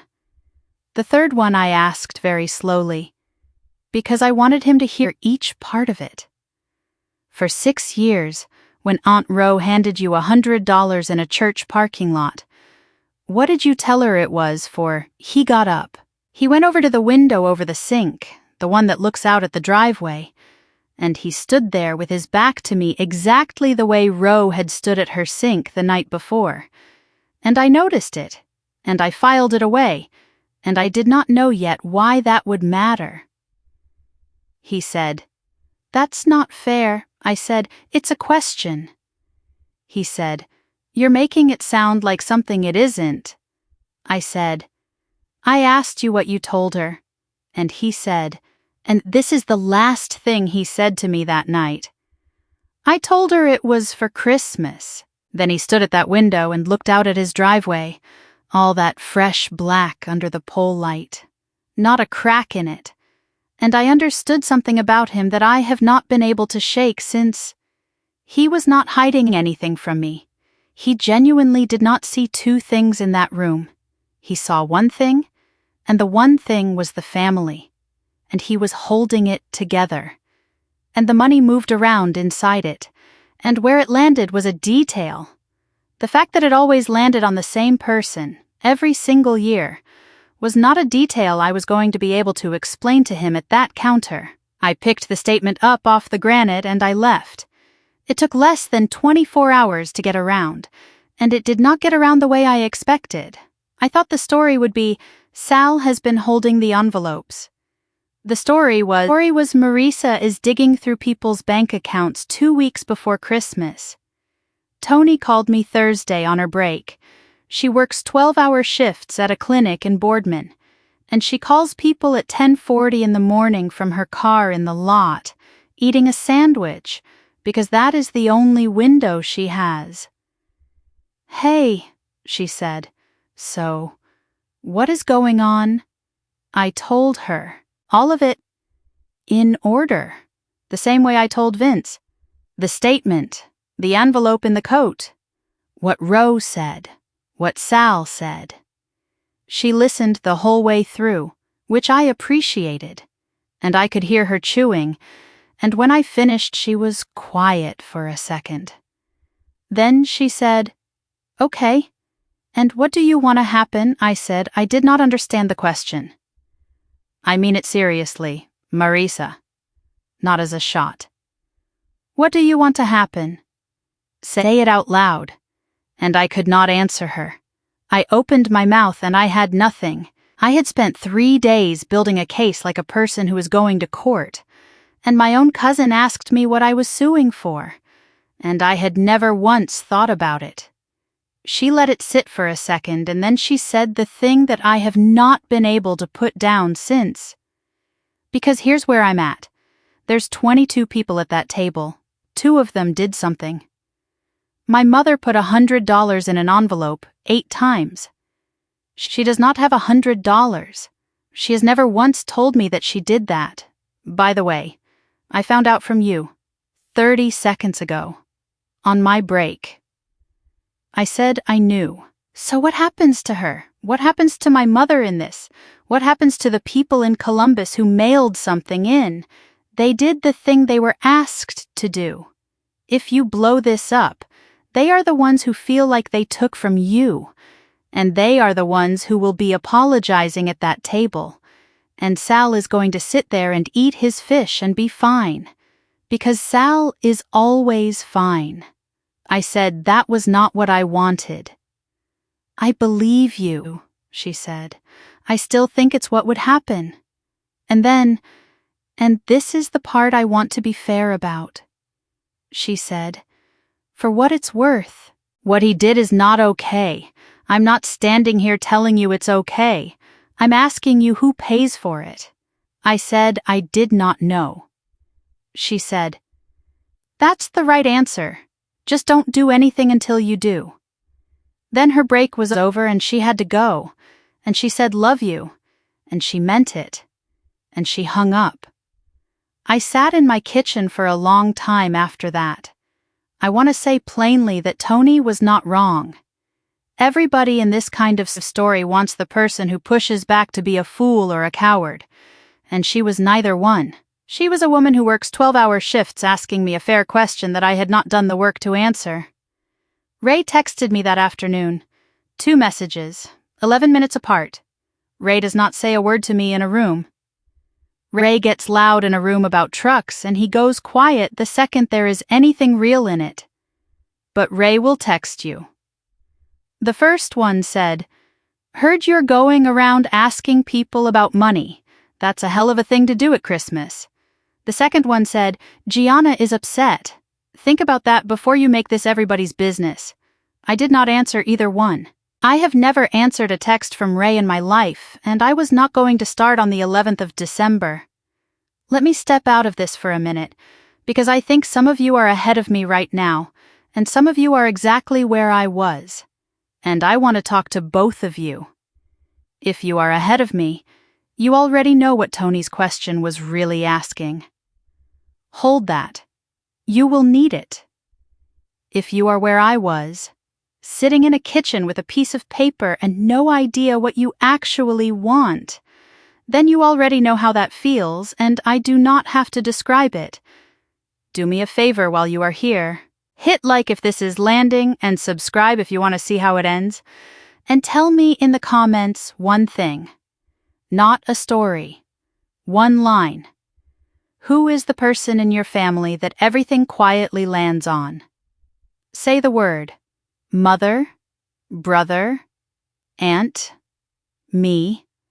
I read every single comment on these, and I read them because it is the only way I know what people are actually carrying out there. Now, before we go on, I want you to hold on to something. Everything I have told you so far is about money. Money is the part I could count. Money is the part with a statement and a receipt and a yellow carbon copy in a shoebox. 13 days after this phone call, on the 23rd of December, I pulled a cardboard divider out of a bread tin and found something that had nothing to do with money at all, and that is the one that took the floor out. My mother came over on Friday evening with a box of cookies from the Good Bakery, which is how she opens. She was wearing the wine-colored coat and the scarf with the flowers on it, and she had her hair done, which meant she had been at Gianna's shop that afternoon, which meant she had heard everything before she got in the car. I want to describe my mother to you properly, because everything you are going to feel later depends on getting her right now. Carmela Fiorillo is 59. She worked in an elementary school cafeteria for 19 years, and her back is finished. And now she does 3 mornings a week in the parish office at St. Anthony's, answering the phone and doing the mass cards. She is the person who smooths things. That is her job in this family, and she has done it since before I was born. When 2 people are about to say a thing that cannot be taken back, my mother is the one who puts a hand on somebody's forearm and says, "Oh, come on now," and offers coffee. And it works. It actually works. Every time. Everybody in that family thinks she is the sweet one. Everybody, including me, especially me. She put the cookies on the counter and took her coat off and sat down at the table and said, "Sit with me a minute." I stayed at the counter. She did not comment on that. Nobody ever has. She did not defend Sal. I want to be clear about that because it would have been easier if she had. She said, "Your uncle is a stubborn man and he has done things his own way since he was 19 years old." And she said, "He should have told you." Then she started the other thing, which is what she came for. She talked about the family. She said there are not that many of us left. She counted them for me on her fingers, out loud, the ones who are gone. Her voice got thick on the 3rd one. She said, "Your grandmother would not want this. Not over money. She would not want this at her table. That one landed. She knew it would." And then she told me a story, because she is also good at that. She told me about the Christmas Eve when she was newly married and terrified of my grandmother, and she brought a tray of stuffed shells to the house because she did not know what else to do. And my grandmother looked at the tray and said, in front of everybody, that this was a fish house tonight. My mother said she cried in the bathroom for 10 minutes. Then she said the woman came in and knocked on the door and stood there in the hall and said through it, "Next year you bring the smelts, and that was how she was told she was in the family. I have heard that story maybe 40 times in my life, and it still gets me, and my mother knows that, and I do not think she was being calculating when she told it. I think she was telling me a true thing she loves. I think both of those can be sitting in the same kitchen at the same time. Then she said, "It is the 12th of December, honey. Whatever this is, it will still be there in January. And here is what my mother did in that kitchen in about 40 minutes. And I did not see any of it, and you are not supposed to see any of it either." She asked me how the house was holding up. Not in a strange way, in the way she always does. She looked up at the ceiling in the corner where the stain is, and she said, "Is that getting worse? That side roof? I said it was the same." She said, "Nobody's been around about it. Nobody's come knocking." I said, "What, like a roofer?" And she said, "Anybody."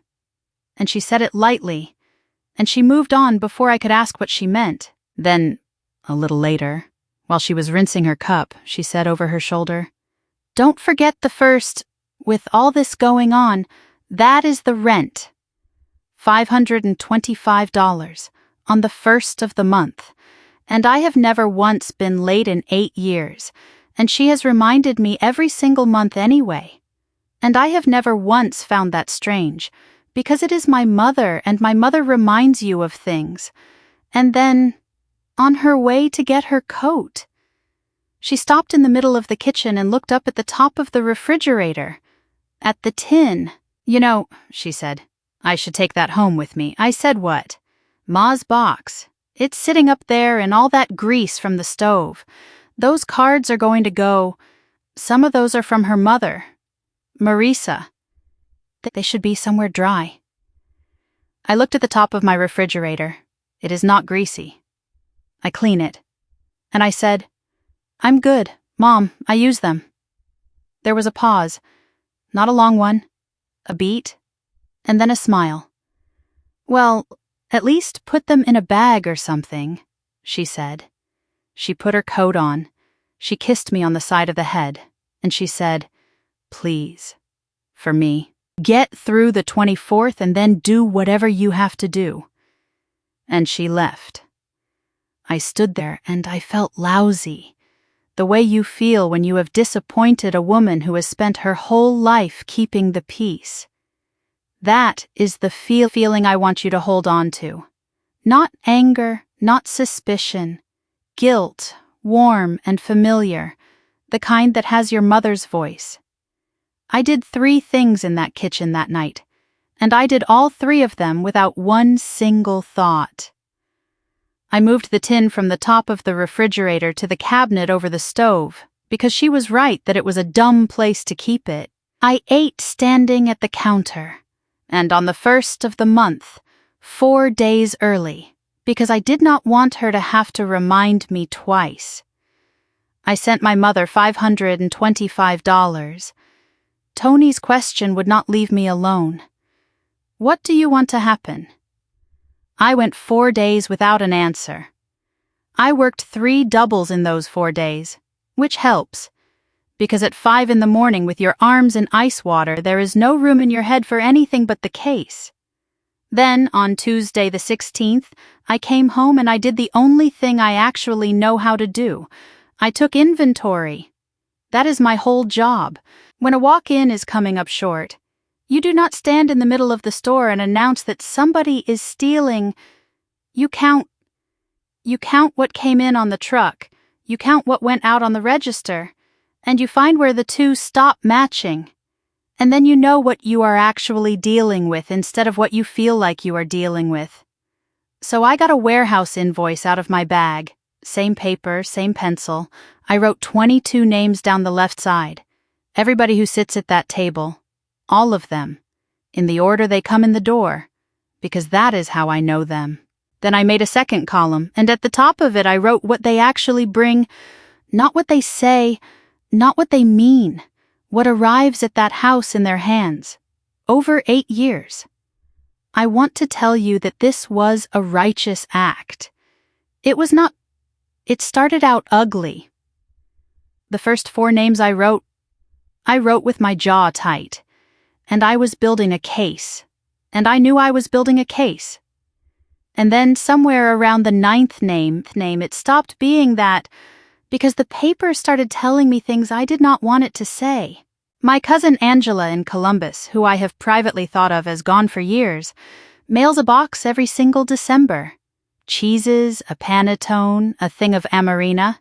Every year, it arrives around the 18th, and I put it on the table, and I have never once written her a note about it. Ray, who I do not like, has come over on the 23rd every year for the last 4 years, and carried the tables in from the van, and set them up, and taken them back out on the 26th, and I have never thanked him for that either. Because I decided a long time ago that Ray does not count. Aunt Ro brings the ricotta cookies, has brought them every year, and stays after and dries dishes at my elbow for an hour and a half in a kitchen she is too old to be standing in. Tony does not bring food. Tony has never brought food. Tony took a personal day the March. My water heater went and sat in my house from 8 in the morning until 4 in the afternoon waiting for the guy. And she was on nights that week. And my Uncle Sal. I got to his name and I sat with the pencil, not moving. Sal has never brought a dish. Sal has held 6 years of envelopes that should have come to me. And Sal wrote a check to a funeral home for $4,000 in an afternoon, so that a woman in this family could be buried properly. And never told anybody. And I only know because he told me while he was busy defending himself about something else. I put him in the column. I hated doing it. I did it anyway. Because the whole point of an inventory is that it does not care how you feel about the item. When I was finished, I had 9 names in that second column with something real next to them, and 13 names with nothing. 9 and 13. I want to be careful here, because 13 people bringing nothing sounds like an indictment, and it is not one. And I knew that even that night, some of those 13 are 80 years old. 2 of them are people who are barely getting by, and everybody knows it. One of them is a man who has not been right since he came back from something in his 20s, and nobody talks about it, and he sits at the end of the table and eats, and that is enough. The list did not tell me who was bad. The list told me who had been asked. Vince came by around 8. He had a wing job on his truck and had been in an attic in Hubbard all day, and he smelled like fiberglass.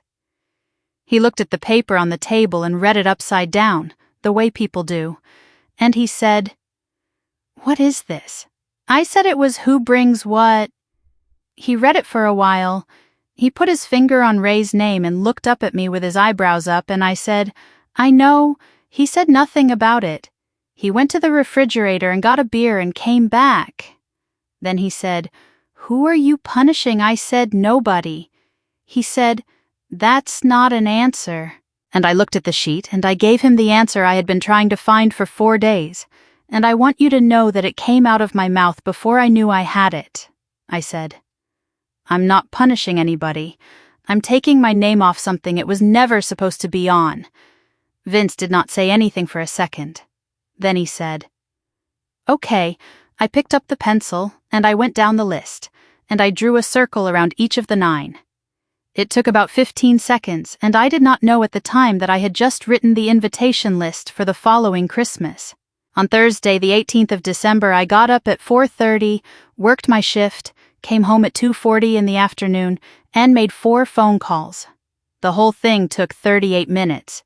I know because I looked at the stove clock when I picked up the phone, and I looked at it again when I put it down. And I remember thinking that 8 years had come apart in the time it takes to bake a chicken. I want to tell you exactly how I did it, because the how is the entire thing. Anybody can quit. What I did not want to do was leave a mess for somebody who had never done anything to me. The first call was Sabo and Sons. Denise picked up herself, the way she always does, with the shop noise behind her. I said, It's Marissa. I need to cancel my order. There was a pause with a scale beeping in it. Cancel it. Cancel it. The whole thing. And I'd like the deposit back on the card if that's possible. Marissa. She was not upset. She was working something out. The card is here. It came in Monday. I've got it in the back with your name on the bag. I said I knew, and I was sorry about the timing, and I would understand if the deposit was gone. She said, "The deposit's not the issue. Are you okay?" I said I was fine. "Is somebody sick?" I said no. There was a longer pause. Then, "And I did not plan this, but I am glad I did it," I said. "Denise, listen. Somebody in my family may still want that order. If anybody calls you about it, the order is available. They just have to put it in their own name and their own card. Don't hold it for me. Let it go to whoever picks it up." And I gave her my sister's number. I want you to understand what that is because I have seen people misunderstand it. That is not a trap. That is the opposite of a trap. I could have canceled quietly and let 22 people show up somewhere to nothing. Instead, I called the fish market and personally handed my sister the phone number and the price and the pickup window on a plate. Every single door stayed open.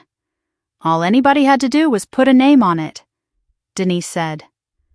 "All right." Then she said, 8 years. You know that I said I knew. You've called me the first week of October 8 times. I said I knew. "Okay, honey," she said, and she hung up, and I stood there with my hand on the phone longer than I needed to. The second call was the bakery on Midlothian. Cancelled the lemon cookies, the bread, the tray, same words, same offer. The girl on the phone did not care at all, which was a relief. The third call was the rental place for the 2 folding tables and the chairs. That one was a recording and then a man named Doug. Doug wanted to know if I was aware of the cancellation window, and I said I was and that I expected to lose the fee. And he was so surprised that somebody had said that out loud that he waived half of it. The fourth call was the one I thought about the longest. Her name is Inez. She has cleaned that house on the 26th of December for 7 years. She has 4 hours blocked out on her calendar that day, on the day after Christmas, because I asked her to.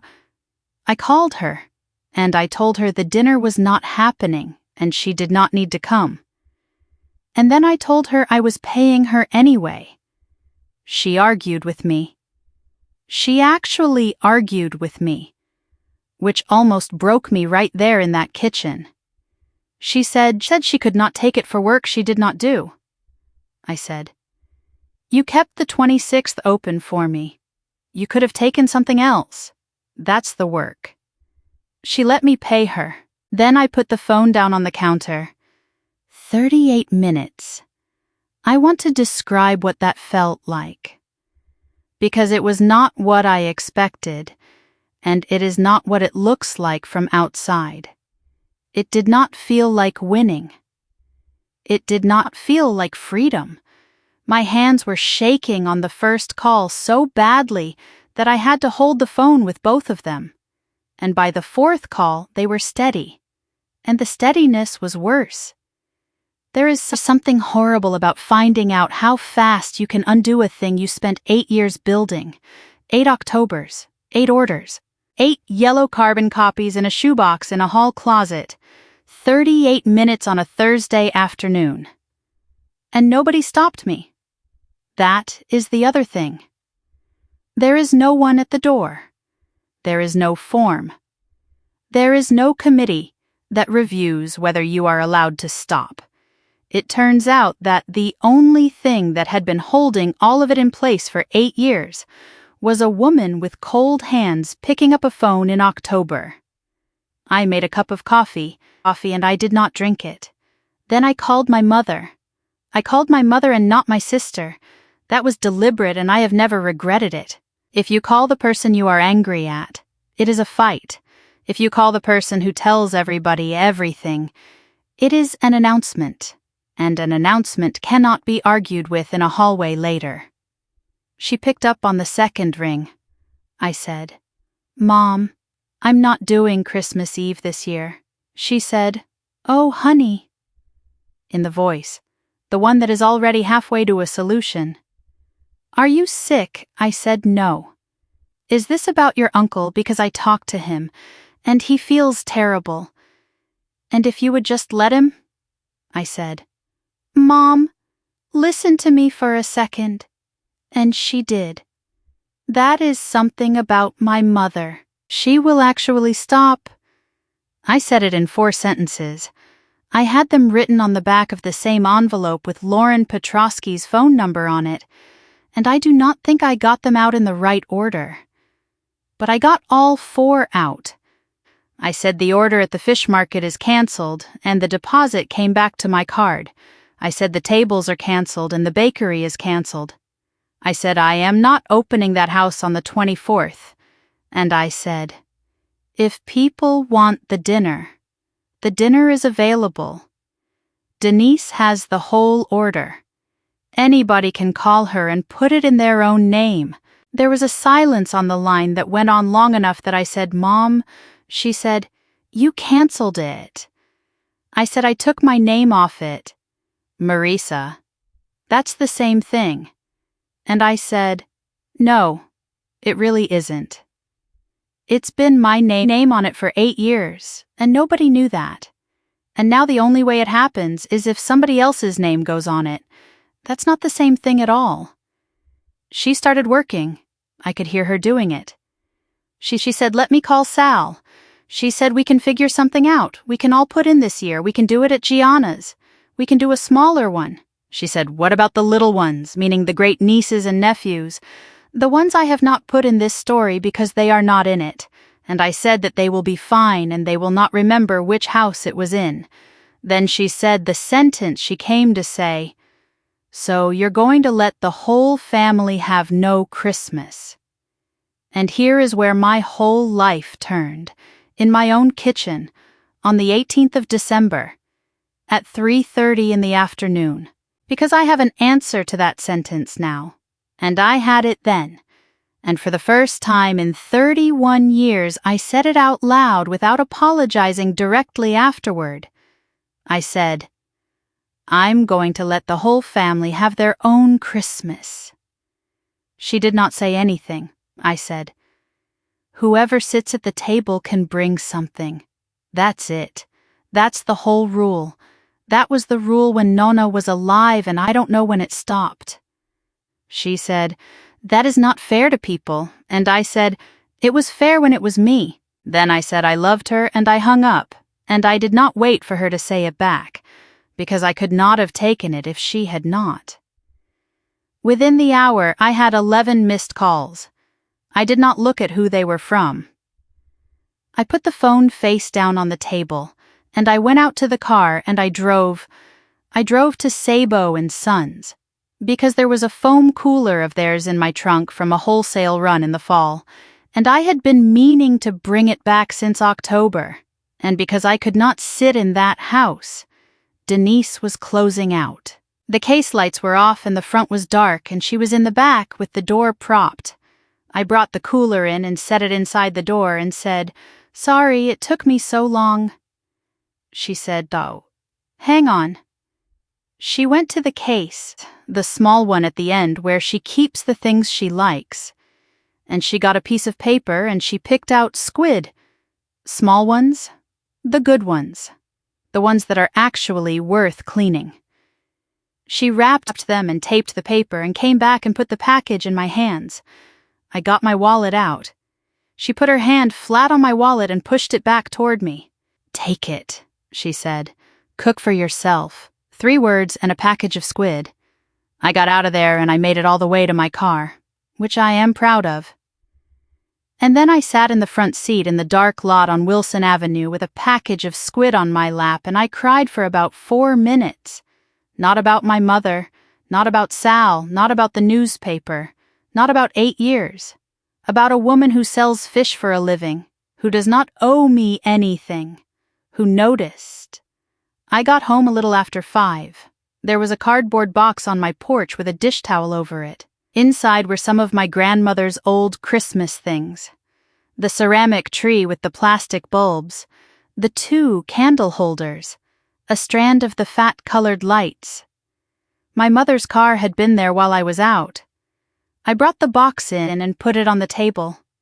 Then I went to hang up my coat, and I stopped in the middle of the kitchen because the cabinet over the stove was standing open about 2 inches, and the tin was gone. I wanted to tell you what I thought was happening at that point.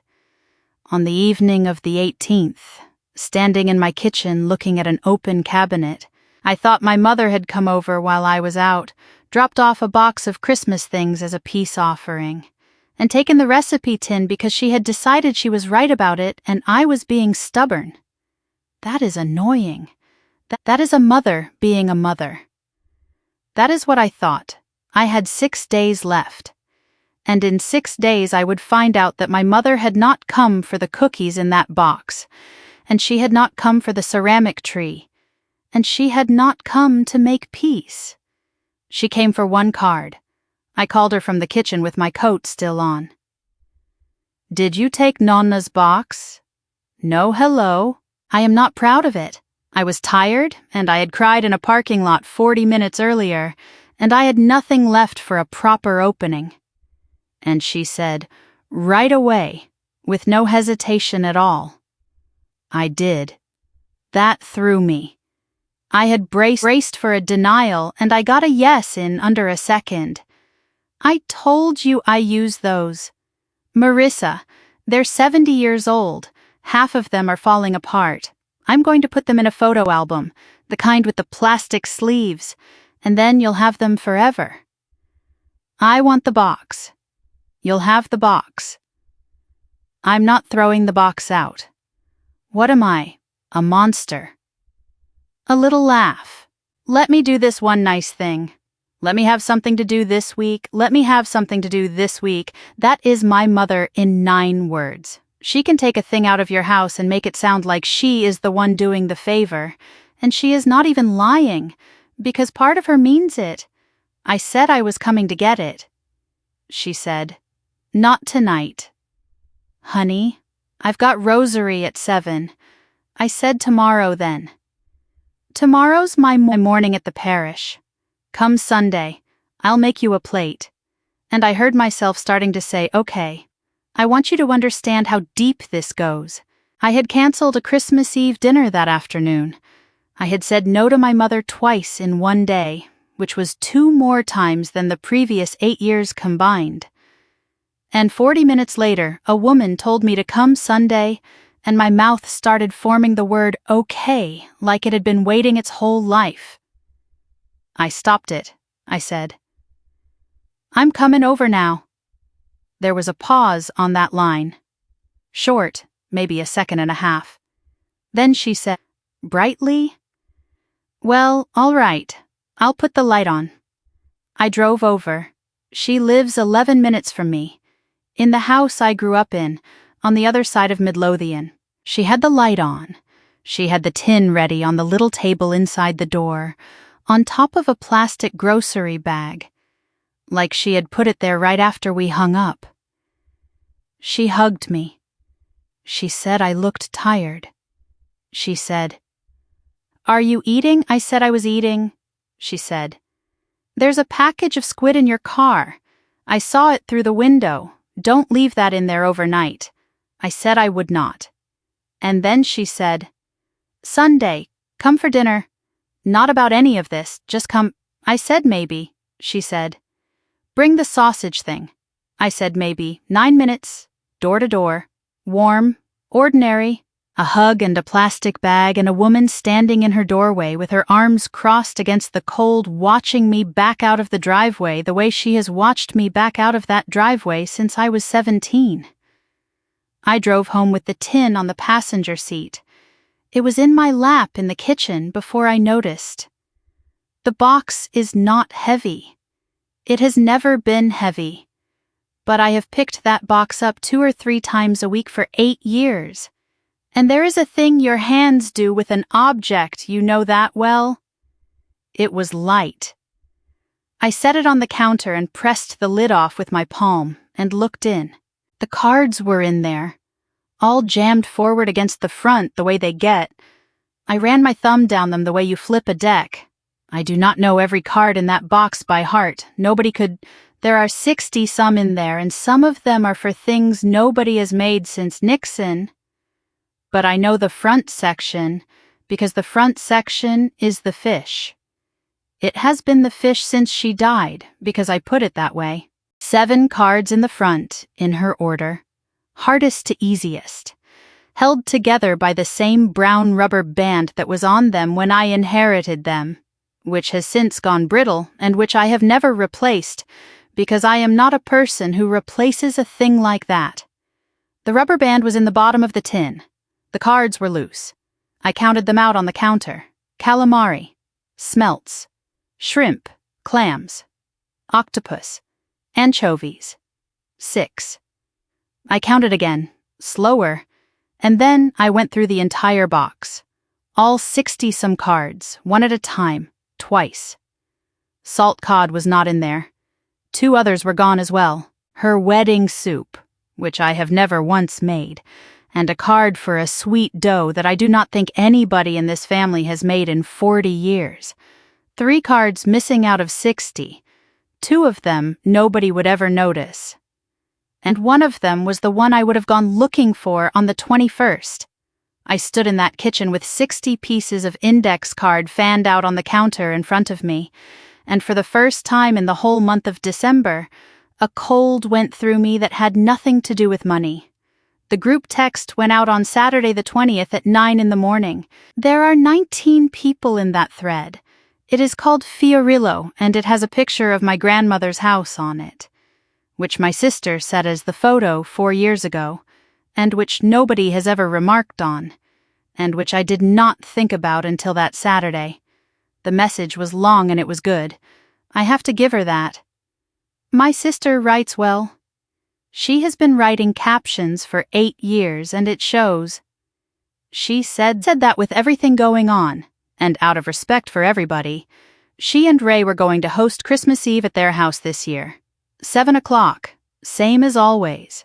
She said she knew it was not the same. But sometimes a family has to step up. She said there was no need to bring anything. They had it covered. And she said, in the last line this year, we are going to do it right. She never said my name. Not once in 11 lines. That is the craft of it. There is no sentence you could screenshot and hold up. It is all in the shape. The thread went off. 12 replies in about 9 minutes. Hearts. Somebody said, bless you. Somebody said, what can I bring? And Gianna wrote back nothing. Just yourselves. Ray posted one line, some people got tired of doing it. Some people don't. Tony did not answer.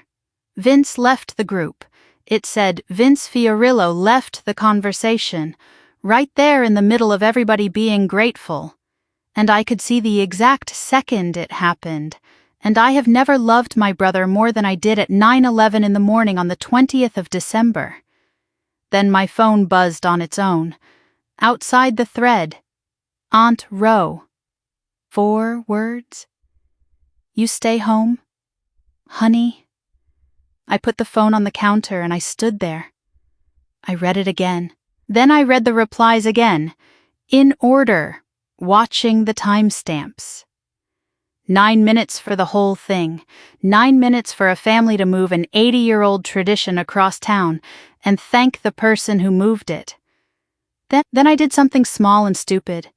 I scrolled up in that thread, past the hearts, past the bless you, all the way back to last December, to see what people had said the day after the dinner.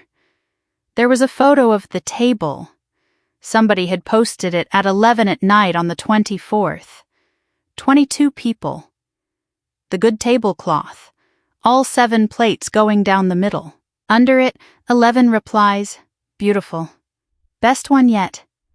Thank you, Gianna. Thank you, Gianna. I had never scrolled up before. In 8 years, I had never once gone back and read what people said the next morning, Because on the morning of the 25th I am asleep, and by the 26th I am at work. I need to tell you the truth about what I felt, and it is not the thing I would like it to be. The first thing was relief. Real, physical relief. It went through my shoulders. For 8 years, the 24th of December has been a day I start dreading in September, and somebody had just taken it off me. And my body did not care about the politics of it at all. My body said, thank God. That lasted maybe 90 seconds. And what came in behind it was so much worse than anger that I did not know what to call it for 2 days. They replaced me in 9 minutes. Not the dinner. The dinner was going to happen. Fine, the dinner is bigger than any of us, and it should be. I mean me. 8 years of Octobers and cold hands and doubles in November, and it took 9 minutes and 12 hearts for the whole thing to reorganize itself around a woman in a red sweater. And nobody in that thread paused. Not one person wrote, wait. What about Marissa? Not one. 19 people. The picture on that thread is my grandmother's house. My house. The one I was standing in. And here is the part I have to say out loud, because if I do not say it, then everything else I tell you is a performance. Under the relief and under the hurt, there was a third thing, low down and steady, and it was this I hoped it would go badly. I wanted on the record. I stood in that kitchen on the morning of the 20th of December, and part of me hoped my sister's Christmas Eve would fall apart in front of everybody. I am not going to dress that up. I am not going to tell you I fought it off, or that a better angel showed up. I felt it, and it felt good, and I let it sit there. You can decide what that makes me. I have had a year to decide, and I still go back and forth. I put the phone face down, and I made coffee, and I looked at the calendar on the wall by the door. The church one, with the pencil marks on it. The 20th of December. And on the square next to it, in my own handwriting, from October, 3 words. Start the cod. I stood there with the cup in my hand, and I looked at that square for a long time. Because here is the thing that not one person in that group text knew. And I mean not one, including my sister, including my uncle, including my mother. The salt cod that was sitting in the back cooler at Sabo and Sons under a bag with my name on it was not food. Whoever picked it up was going to bring home a piece of board. And it was Saturday, and nobody was going to put it in water tomorrow, because nobody in that family had ever put it in water in their lives. The 21st of December was a Sunday. I was off. I did not go anywhere. I want you to picture the whole day. Because it is one day in a kitchen, and it is the day I actually decided who I was going to be. I got up at 6:30 because my body does not know how to sleep past 6:30 anymore. I made coffee. I took the white enamel basin down off the shelf in the pantry. That basin is not special to anybody but me. It is chipped along the top edge in 3 places, and there is a black scorch on the outside where somebody set it too close to a burner sometime before I was born. It is the cod basin. It is not used for anything else. There is no reason for that. It is just what it is used for. I put it on the counter next to the sink. Then I sat down on the step stool in my own kitchen and I looked at it for a while. Here is the arithmetic that was in front of me. The cod was at Sabo and Sons in a bag with my name on it. I had told Denise to let it go to whoever came for it. And I had given her my sister's number, so somebody was going to walk in there Monday or Tuesday, pay for it, and carry it out, if it went in water that day, Sunday the 21st, and the water got changed Sunday night, Monday morning, Monday night, Tuesday morning, Tuesday night, Wednesday morning. Then by Wednesday evening, the 24th, it would be food. If it did not go in water that day, there was no version of it that worked. None. There is no fast method. There is no restaurant in Youngstown open on Christmas Eve that will sell you soaked bacala. There is no substitute you can put on the table and call the seventh fish. The whole thing is 3 days, and there is no way to buy 3 days on the 23rd. I picked up my phone. I typed, "Hey, when you get the cod, it has to go in water right away. Change it twice a day. It takes 3 days." I looked at it. I deleted it. I typed it again, differently. I took out the hey. I made it flatter, more like a work message, because I did not want it to read like I was making a point. I deleted that one too. The third time I typed almost nothing. 4 words. Cod needs 3 days. I sat with my thumb over the send button on my own phone for what I would guess was 2 minutes. And I want to walk you through what was actually in my head, because it was not one voice and it was not clean. There was the voice that said, "She is your sister, and this is petty, and you know better." There was the voice that said, "If you send this, you are still the person who handles it. You will have canceled the order and taken your name off everything and made a whole speech. And then, at the last minute, you will have reached out and quietly done the one thing only you know how to do. And they will never even know you did it. And you will be right back where you started. Handling it, in secret, for free." And there was a third voice underneath both of them, quieter than either, and it said, "Nobody asked you." That is the one that decided it. Nobody asked me. My sister did not text me and say, "What do I need to know?" My mother did not call and say, "Is there anything about the food?" 22 people were coming to a house on Wednesday night, and not one human being on this earth had called the woman who had cooked that meal 8 years in a row to ask her a single question about it. They did not think there was anything to know. That is what 8 years of doing it quietly buys you. Not gratitude, not even memory. It buys you a family that genuinely believes the food appears. I deleted the message. Then I put the phone in the drawer under the phone, on top of the bank statement and the folded sheet of numbers. And I shut the drawer, and I turned the white basin over on the counter, upside down, so it could not hold water. That is the most deliberate thing I did in the entire month of December. Not the 4 phone calls, not the speech to my mother. Turning a bowl over. Vince called around 4. He said, "You okay?" I said, "Yes." He said, "Did you tell her I did not ask him what he meant?" He did not have to say it. He is the only other person in that family who had been in a kitchen and heard the words 3 days. I said, "No." There was a pause on the line, and my brother said, "Okay," in a voice that had a lot in it. And then he said, "You want me to." And I said the sentence that I have turned over more than any other sentence in this whole story. I said, "It's not my job to know things for people who never ask." He was quiet. Then "That's fair." Then he said, "It's also going to be a hell of a night. I did not sleep well that Sunday. I want that on the record, too. Whatever I am telling you about being justified, I lay in that bed at 1 a.m. on the 22nd of December, and I thought about a basin turned upside down on my counter. And I did not feel clean. I felt like a person who had stopped catching somebody. Which, it turns out, is a completely different feeling from pushing them. And it took me most of that year to be able to tell the two apart. On the 23rd of December, I bought myself a piece of cod. That sounds like a small thing, and I need you to understand that it was not.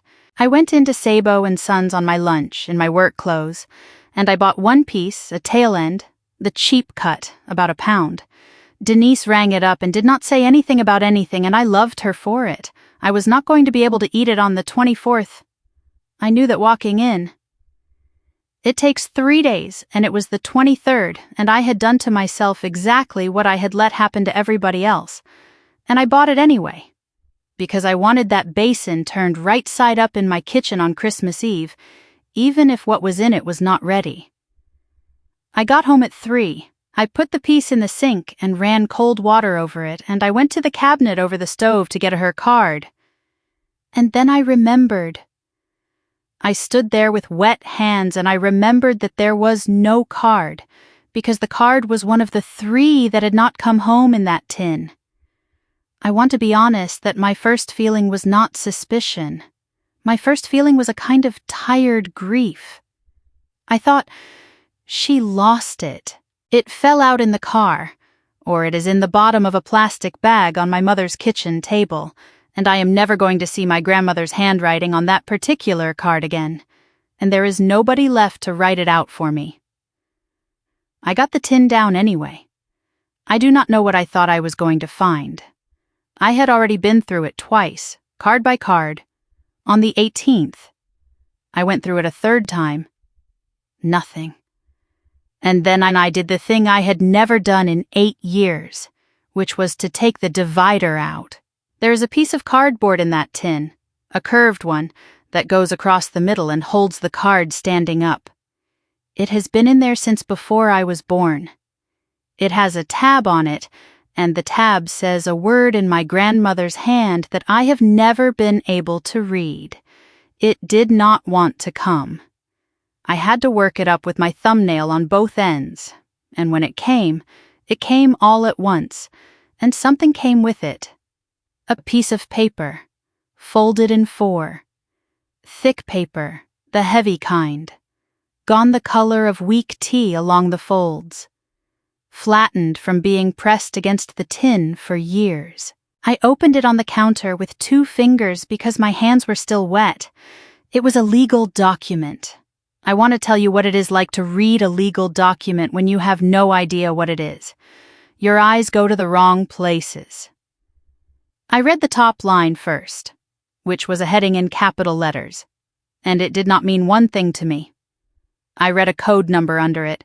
I read a paragraph in the middle that had the word grantor in it. I remember thinking, is this about the car? Then I got to the bottom half where the names are. Assunta Fiorillo, her signature. Her actual signature, the one from the back of every photograph in that house, with the loop on the A that she made too big her whole life. A notary stamp beside it, raised, with a name and a date, and under that, a stamp from the Mahoning County Recorder, with a file number and a time from a morning in December 8.5 years ago. She died the following April. I read it 3 more times before I found my own name, which is insane, because it is right there in the middle in the same size type as everything else. Marisa Ann Fiorillo, my middle name and everything. Spelled right. I sat down on the kitchen floor. That is not a figure of speech, and it is not drama. My legs went. I went down with my back against the refrigerator and the paper in my hand, and the water still running in the sink over a piece of salt cod. And the thing that came into my head first was not the house. You would think it would be the house. It was not. What came into my head first was a number. And it came in with a sound. And the sound was my mother's voice, and the number was 525 on the 1st of every month. For 8 years. 96 times. I sat on that floor and I counted out loud in an empty house, and I was not counting dollars. I was counting the times she said it. Don't forget the 1st. Get that to me by the 1st. Just so I don't have to chase you. 96 months of a woman reminding her daughter to pay rent on a house that had not belonged to her since the April her mother died. I did not cry. I have thought about that a lot. I cried in a parking lot over a package of squid, and I did not cry on that floor. I got up eventually and I turned the water off. I put the paper on the kitchen table. In the middle, squared up to the edge, the way Ro puts her glasses down. Then I went and stood in the doorway of the front room and looked at it. The room, the furniture, the rug that has been there since before I was born. the radiator with the paint blistered on the top, the window with the bad seal.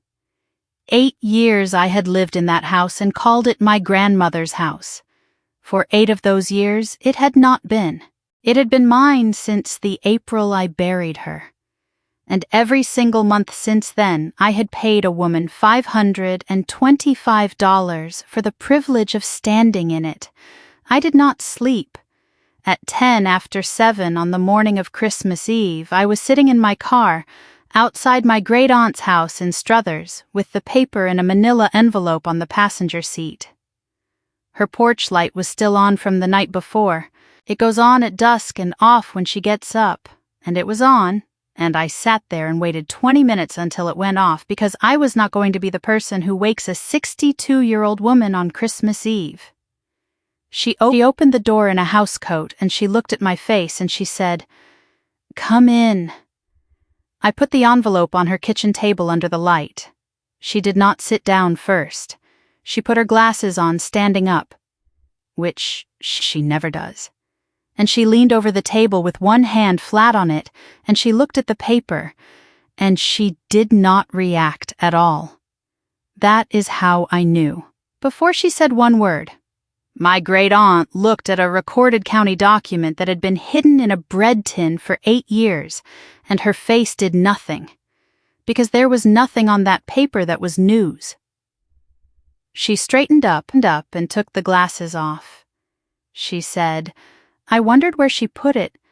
I said, Aunt Ro. She said, sit down, Marissa. I did not sit down. I stayed standing on the other side of that table with my coat on. And she told me it was a Tuesday morning in December, 8.5 years ago. She told me my grandmother called her and asked her to drive her downtown, and would not say what for, and made her park in the deck on Boardman Street instead of the lot because the lot was $1 more. She told me they went in and my grandmother had it done, and Ro sat in the chair against the wall. And then afterward they went to the recorder's office and my grandmother paid the fee in cash out of a change purse. She told me she was one of the 2 witnesses. Her name is on the 2nd line. I had not even looked at the witness lines. I had gotten to my own name and stopped. She told me my grandmother did it that way on purpose, quietly, without telling anybody, because she knew exactly what would happen in that family if it was announced. She said, and this is a direct quote from my great-aunt, she did not want to hand you a fight. She wanted to hand you a floor. I said, who else knows? And Ro looked at the tablecloth. She said, your mother. I said, how long? She said, from the beginning. I want to describe the next part carefully. My great-aunt Rosalie Patrone worked in the records department at City Hall for 30 years. She has spent her adult life around exactly this kind of paper. She knew what that document was. She knew what it did. She knew the day it took effect. And she watched me move into that house in the April my grandmother died and start handing my mother $525 a month. For 8 years. I asked her why. She did not give me an excuse.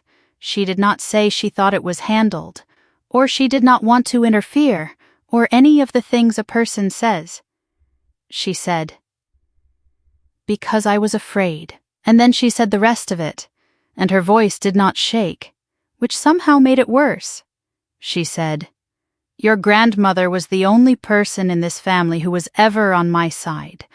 When she died, I had nobody.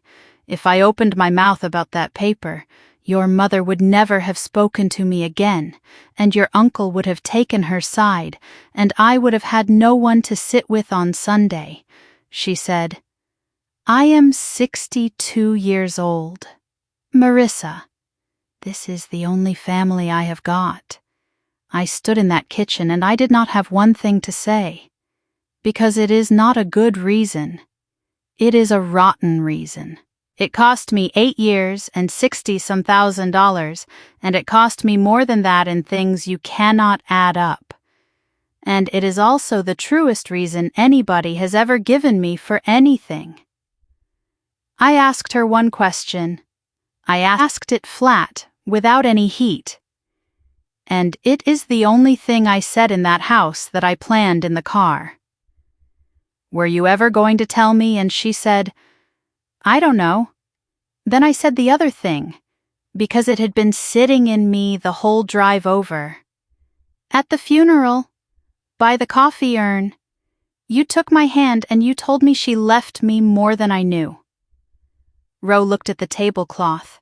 I did, she said. I thought you meant the cards, and my great-aunt said, I know you did. I watched you think it, and I let you. She could have lied. She had every reason to lie. She was standing in her own kitchen in a house coat with her whole family on the line, and she told the truth about the one thing where the truth made her look worst. I said, okay. I did not hug her. I want to be honest about that, because this is the part in a story where you are supposed to hug somebody. I did not. I picked up the envelope and I said, okay, and I put it under my arm. She followed me to the door, and at the door she said, wait. She went into the kitchen and came back with something in her hand. It was a card, an index card, soft at the corners, with a gray shadow across the middle.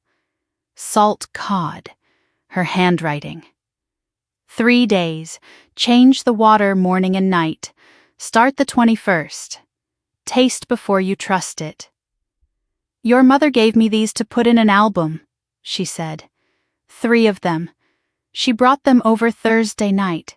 She put it in my hand. Then she said, do you know how she checked it? I said no. I said she never showed me. And my great-aunt, at 8 o'clock in the morning on Christmas Eve, standing in her front hall in a house coat, held her hand up and showed me, you put 1 finger in the water, she said, not the fish. The water. Then you touch your finger to the tip of your tongue. If you taste it, it is not ready. Pour it off, fill it again, and wait. She said, my sister did that for 60 years. She never taught anybody. I only know because I watched her. Christmas Eve. I did not go anywhere and I did not answer anything all day. I turned the basin right side up and I put the piece of cod in it with cold water at 9 in the morning, which was useless, which I knew, and I changed the water at 2 in the afternoon anyway. At 5 I put on the blue turtleneck. It was hers. It is too short in the arms for me, and the collar has gone soft, and it smells like her closet even now, which I know is not possible after 8 years. And I do not care. I put it on every 24th. Under an apron, nobody ever sees it. That year there was no apron. At 6, I turned the oven on. I made 1 piece of fish, not the cod. A piece of steelhead I had brought home Tuesday, with lemon and oil and the oregano off the plant in the window that I keep alive out of spite.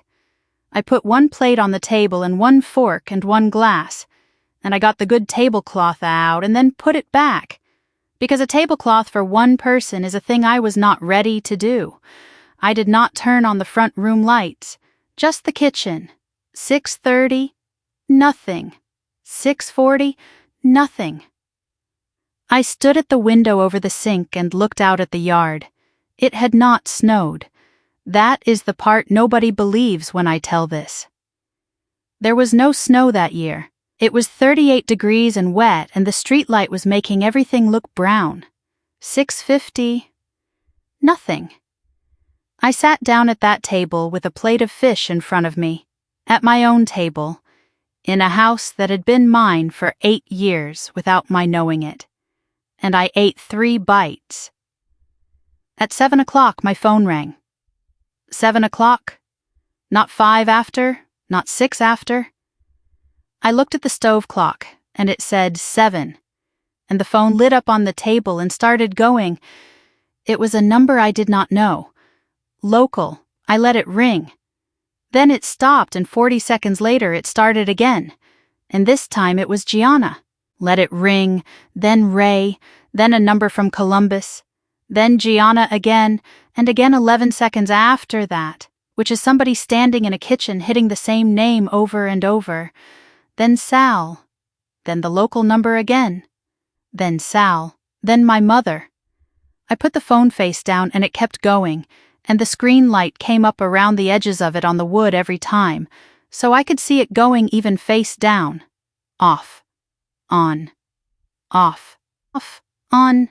At one point, 5 in a row so close together the thing barely went dark between them. I got up and moved it to the counter and sat back down. I want to tell you what I felt, and it was not what I would have guessed on the 20th when I told you I hoped it would go badly. I felt nothing like triumph, not one drop of it. Whatever that low, steady thing had been 4 days earlier, it was gone. And what was underneath it was much plainer and much worse. I was a 31-year-old woman eating fish alone in a kitchen on Christmas Eve, while 22 people I am related to sat in a house across town. That is all it was. That is all it ever is. Somewhere around 7:20, I opened the drawer under the phone. I took out the folded sheet with 3 years of numbers on it, from that Sunday in December when I lost my nerve, and I flattened it on the table next to my plate, and I got the pencil, and I finished it. Years 4 through 8, line by line, cod, bread, wine, cheese, iced tables, Inez, the cookies my aunt likes. Then I added the column. I am not going to say the number out loud. I have never said it out loud, not to my brother, not to anybody. And I am not going to start on the internet. I will tell you what it comes to instead, because that is the only way it means anything. Each one of those years came to about 3 months of what I was handing my mother on the 1st. All 8 of them together, sitting at the bottom of that page in pencil, came to a down payment. A real one. Not a joke. Not a nice round number to make a point. A down payment on a house in this valley, the kind of house I grew up in. Brick. 2 stories, 4 rooms up and 4 rooms down. And I was sitting inside one. I sat there and I looked at that number, and then I looked up at the ceiling of my own kitchen, at the corner where the stain is over the side door. The roof I have been saving $4,000 for in an account I keep raiding every October. The phone went off again on the counter. I did the thing you are not supposed to admit. I laughed, out loud, alone, in that kitchen. Not a good laugh. Because here is what I had figured out. Sitting there with a pencil in my hand at 7:25 at night on Christmas Eve. They could buy the fish. Any of them could. My sister could put 6 fishes on a table with a credit card and a Tuesday afternoon, and she probably had... There was one thing on that list that no amount of money was going to put on a table that night. And it had been decided 4 days earlier by a woman standing alone in this kitchen, turning a bowl upside down. The phone kept going. And then, a little before 8, it stopped. And through the window over the sink I saw headlights swing into my driveway. The first vehicle in my driveway was not family. It was a white panel truck with Sabo and Sons painted on the side in green. The same lettering that has been on that truck since I was in high school. And Denise got out of it in her coat with her white smock still on underneath. I opened the door before she got to the porch. "I know," she said. "I know. Merry Christmas." 2 minutes. She had an envelope in her hand. "Your refund kicked back," she said. "The card company did something. It's been sitting in my system since Friday saying pending, and I am not going into a holiday owing somebody money. So I closed out the drawer tonight, and I am doing this the old way." She held it out. Cash. My deposit. In an envelope. On Christmas Eve. From a woman who could have mailed it in January. I was standing there with it in my hand when the second set of headlights came in. Then a third. Gianna's car. Ray's truck behind it. And then, right after, my uncle's.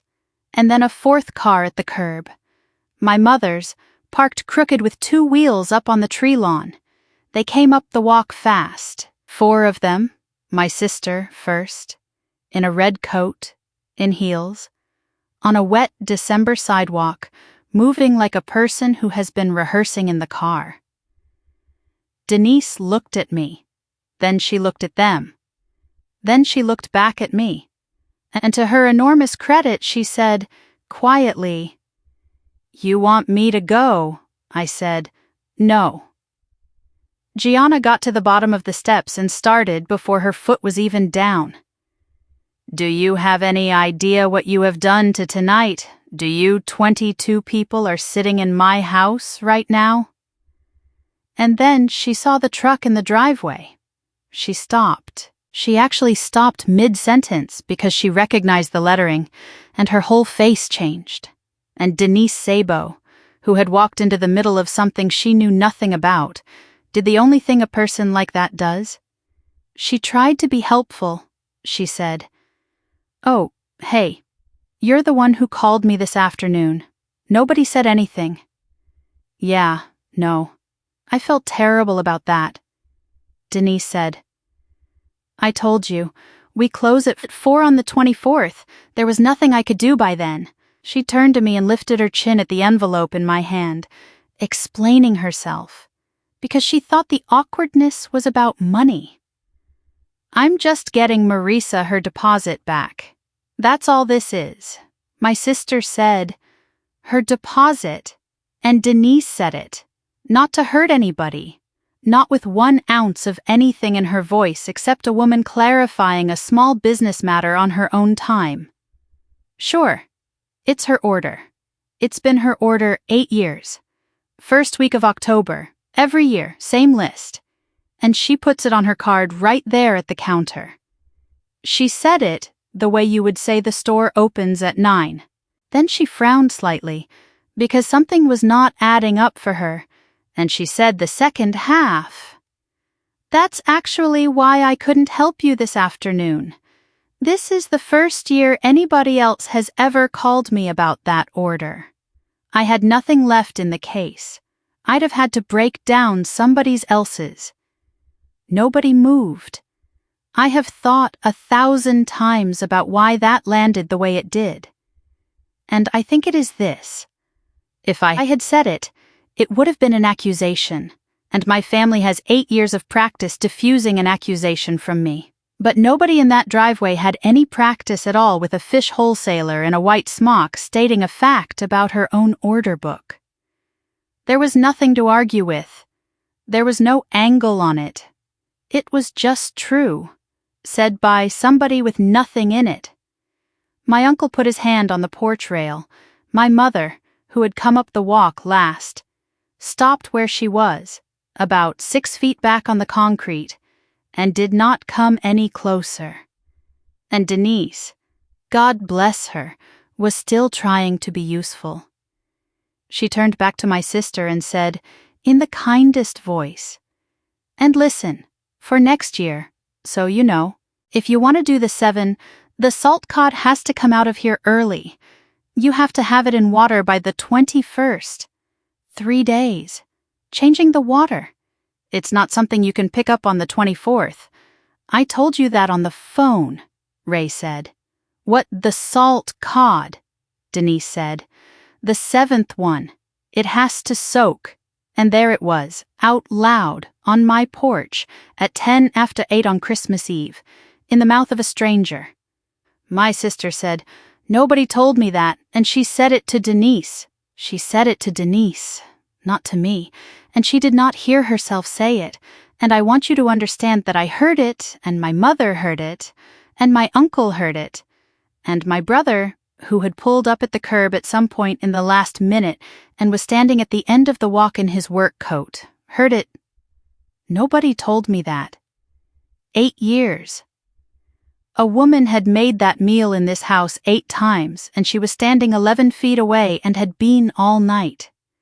Denise looked around at all of us, and I watched it finally dawn on her that she had walked into something. And she got very polite, very fast. "Okay," she said. "Well, Merry Christmas, everybody, She put her hand on my arm on her way past. One squeeze, and she went down the steps and got in the truck and backed out into Sandusky Street. And her headlights went across all 5 of us standing there, one at a time. My sister recovered first. She always does. "Okay," she said. "Fine, so you paid for the fish. Congratulations. Marisa, do you want a plaque?" Ray said something behind her about how none of this was the point. Sal said, "Let's all go inside. It's cold. Let's go inside and sit down." That is what he does. He is a man who genuinely believes most things can be fixed by everybody sitting down. Gianna kept going. She had a run of it built up in the car and she was going to use it. She said I had humiliated her in front of the whole family. She said I had let people show up to half a dinner on purpose. She said a real family does not do this. And then she said the one I will keep. You could have just told me. I stood on my own top step in my grandmother's blue turtleneck and I let her finish. It took about 90 seconds. Then I did not answer any of it. I looked past my sister, down the walk, to where my mother had stopped 6 feet back and had not moved the entire time. And I said, "Mom," everybody turned, I said. "Where are the receipts?" she said. What I said. 8 years, 96 months. $525 on the first. I want to see the receipts. There was a silence out there on that concrete. Gianna said, "What are you talking about? Receipts." Nobody answered her. My mother said, "Marisa, this is not the night." And I said, "It is exactly the night." I had the manila envelope on the little table inside the door. I had put it there at 5 o'clock without letting myself think about why. I went in and got it and came back out and I did not hand it to my mother, and I want to be clear about that. I did not hand it to her, because if I handed it to her, she would have held it and folded it and put it in her purse and said, "We will talk about this Sunday." I opened it and I held it up so the porch light was behind me, and everybody on that walk could see the shape of it. I said, "This was in Nona's recipe box, behind the divider." My mother did not look at it. She looked at me. She had known what it was from the second I came back out the door, and my sister, who had no idea what was happening, took a step forward and squinted at it and said, "What is it?" And a voice from the sidewalk said, "It is a transfer on death affidavit." None of us had heard the car. My great-aunt was standing at the end of the walk in her good coat, holding her purse in front of her with both hands, the way she stands at a funeral. She came up to the bottom of the steps. "It is dated the 9th of December, 8.5 years ago," Ro said. "It was recorded downtown the same morning. I know because I drove her, and I parked in the deck on Boardman Street, and she paid the fee out of her change purse. Nobody said one word." My sister sat at my kitchen table 2 nights before and asked me to be a witness. Ro said, "I am the first name on the line. Assunta left that house to Marisa. It has been Marisa's since the April she died." Sal sat down. He did not stagger, and he did not shout. He put his hand on the porch rail and lowered himself onto my top step like a man whose knee had gone, and he stayed there with his forearms on his legs looking at the concrete. He got it before anybody. He understood it faster than my sister did, because he had known my grandmother for 58 years, and it sounded exactly like her. Ray, who had texted me about making things everybody's business, stood in my yard with his hands in his pockets and did not say one word for the rest of the night. Vince came up the walk and stood next to me. He did not say anything either. He just came and stood on my step, on my left, where he has stood since we were kids, and my sister turned around, away from me, to our mother, and her voice came out completely different than it had been 90 seconds earlier. Smaller, younger. "Mom, Is that true? My mother did not deny it. I have to give her that much, and it is the only thing I have to give her. She stood on that walk in the cold with all of us looking at her, and she did not say it is not what it looks like. And she did not say your grandmother was confused. And she did not say I was going to put it in her name eventually. She said one sentence. I was going to tell you when you were more settled. Not, I am sorry, not I was wrong, not I did a terrible thing to my own daughter for 8 years. I was going to tell you when you were more settled. And the reason it is the worst thing anybody said to me that entire winter is that she meant it. She was not lying. Somewhere in that woman there is a room where taking 96 rent checks from your daughter is a thing you do until the timing improves. I said, Mom, I was 23 and I had just buried her. She said, You were not ready. And I said, Ready for what to be told? She did not have anything for that. She stood there with her arms down at her sides and her keys in her hand. Then Gianna said, quietly, to nobody.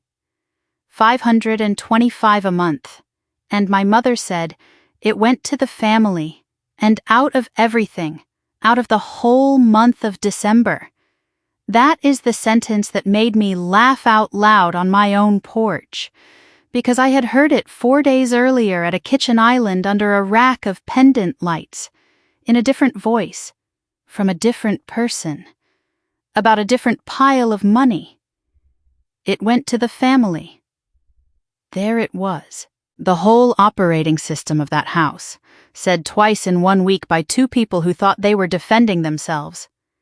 I want to tell you what I did not do, because it matters more than what I did. I did not ask for the money back, not that night, not since. Not $1 of the 96 months, not $1 of 6 years of envelopes. I did not go to a lawyer. I did not put anybody out of anything. My mother is still in the house I grew up in, and she always will be. I did not tell 22 people what my uncle did with their envelopes. Some of them found out. Word moves in this valley, and I did not stop it, but I did not carry it either. And there is a difference, and I have made my peace with living in it. What I said on that porch took about 4 minutes. I said, I am not taking anything from anybody. Nobody owes me a check. I am not going to court, and I am not going to talk about this at anybody's funeral. Sal looked up from the step. I said, There is one thing I want. Gianna said, What? And I said, The table. She did not understand. I could see it. She thought I meant the furniture. She thought I was asking for a piece of oak with a burn on one end, so I said it plainly. Christmas Eve is here, next year and every year, in this house, at 7, because that is where it was and that is when it was. Ray made a noise. I said, And there is a rule now. It is one rule, and it is not complicated. If you sit at that table, you bring something. Gianna said, That's what a potluck is. Marissa. And I said, Then we have been doing a potluck for 8 years where one person brought everything. Nobody had an answer to that. Not even Ray. Then I did the part I had not planned. I went inside and I got the warehouse invoice off the table, the one from the 16th of December with 22 names down the left side and 9 of them circled in pencil. I came back out with it and I read the 9 names out loud on my own porch in the cold. I want to tell you what that list actually was, because when I read it, people thought it was a punishment, and it was the opposite. It was Angela in Columbus, who has mailed a box every December for 8 years and has never once been thanked in that group text. It was Aunt Ro, who brings the ricotta cookies and stays and dries dishes for an hour and a half. It was Tony, who has never cooked a thing in her life, and who took a personal day off nights to sit in my house waiting for a water heater. It was Ray. I read Ray Roselli's name off that paper on my own porch on Christmas Eve. And Ray, who had been standing in my yard not saying anything for 10 minutes, lifted his head like a man who had been slapped in a direction he was not braced for. 4 years of carrying folding tables in from a van in the cold. And it turns out I had been counting, and it was my Uncle Sal. I read his name. He was still sitting on my top step. He put his hand over his eyes. And I said out loud, "So everybody heard it, because you paid for Aunt Dolly's funeral in one afternoon and never told anybody. And I only know because you told me while you were arguing with me." That is when my uncle Salvatore Fiorillo started to cry on my porch steps. Not loud. 58-year-old men from this valley do not cry loud. He sat there with his hand over his face and his shoulders went, and he did not make any sound at all. And my mother took a step toward him and stopped. Here is what I have come to understand about that moment, and it took me most of a year. The worst thing I could have done to that man was throw him out. If I had cut him off, he would have had a story. He would have been the uncle the niece threw away over money, and he would have told that story at every christening for the rest of his life, and half the family would have believed it, and he would never once have had to look at what he did. Instead, I read his name off a list of people who had actually given something in front of his sister-in-law and his niece and his nephew, and told the truth about him in both directions at the same time. He never got a villain to be. He had to sit on a step and be a man who does real things for his family, and also took 8 years of a woman's Decembers and called it the same thing. That is not mercy. I want to be clear that I did not do it to be kind. I did it because it was accurate. And accurate is the only weapon I have ever been any good with. Whose name was not on that list? Everybody worked out for themselves. I did not say it. I did not have to. There were 9 names read out in that yard, and my sister's was not one of them. And she was standing 4 feet from me in a red coat. And 3 of the 9 people I named have been getting their hair done at her shop for years. She did not say anything.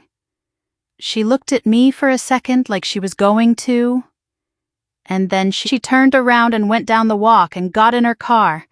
The rest of them went not long after. Sal last. He stopped in the driveway and turned around and said, "Kiddo," and could not get anything after it. And I said, "I know." And he got in the truck. My mother was the last one out of the yard. She stopped at the bottom of the steps and looked up at me, and I could see her getting ready to say something. I said, "Not tonight, Mom." And she nodded and went. Then it was me and Vince on the porch, and a cold yard, and 1 plate of fish on a table inside. Gone stone cold 2 hours ago. We went inside around 9. Vince took his coat off, which he does not usually do at my house, and hung it on the back of a chair. I scraped the cold fish into the trash and washed the plate and put it in the rack. Then I stood at the sink for a minute with my hands on the edge of it, and I did not move. And my brother did not say anything. And the refrigerator ran, and somewhere down Sandusky a car went by with the bass up. I said, "I need to do something, and it is stupid." He said, "Okay." I got the white basin off the counter where the useless piece of tail-end cod had been sitting in water since 9 that morning. 14 hours. 2 changes. It was not ready. It was never going to be ready for that night, and it had not been ready since the moment I bought it. And I had known that in the store. I poured the water off into the sink anyway and filled it again with cold, and I set it back on the counter, and I put my finger in it. Then I touched my finger to the tip of my tongue, the way a woman in a house coat had shown me in a front hall in Struthers at 8 o'clock that morning. Salt, hard salt, right at the front of my tongue, the way seawater is. I poured it off and filled it again. Vince said, "What are you doing?" I said. "Changing the water," he said. "For when?" And I said, "The 27th. Maybe, it doesn't matter. It's going in the water." He did not ask me to explain it, and I could not have. There is no argument for soaking a piece of salt cod for a dinner that already did not happen. It is not a plan, and it is not a symbol. Or if it is a symbol, then I did not know it at the time. And I still do not entirely. It is a thing my grandmother did every year on the 21st, and it was the 24th, and I was 3 days late, and I wanted to be a person who had a bowl going. Then I got 2 beers out of the refrigerator, and I turned around to hand him one, and my legs told me something my head had not gotten to yet. I had been standing since 4:30 that morning. I put the beers on the table, I pulled the chair out, and I sat down. I want to be careful about this because I do not want to make it into more than it was. Nothing happened. There was no music. I did not have a thought about it. My feet hurt, and there was a chair and I sat in it. And my brother sat across from me, and we drank a beer in my grandmother's kitchen at 9:30 on Christmas Eve. I did not notice until months later. When I was telling somebody this, and got to that part and stopped in the middle of a sentence, Vince asked me if I was sorry. He meant all of it. The 4 phone calls, the invoice with the names, the paper.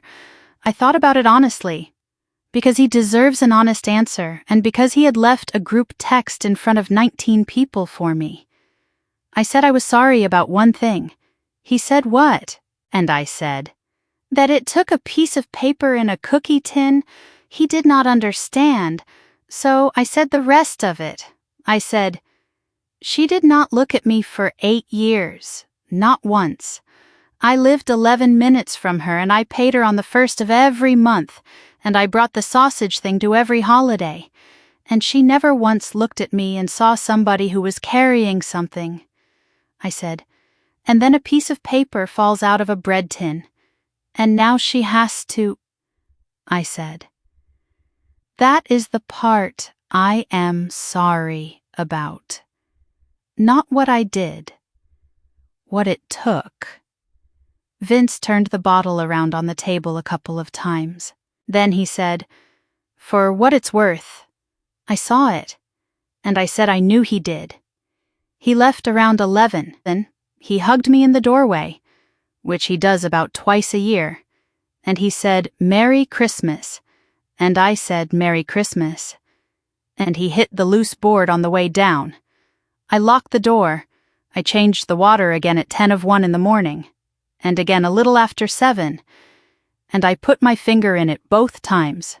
The second time, on Christmas morning, standing alone in that kitchen in the dark with the tree at the neighbor's house going on and off through the window, the salt was almost gone. Not gone, almost.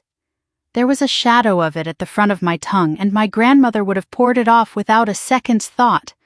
So I poured it off, and I filled it again, and I waited, because that is the whole recipe.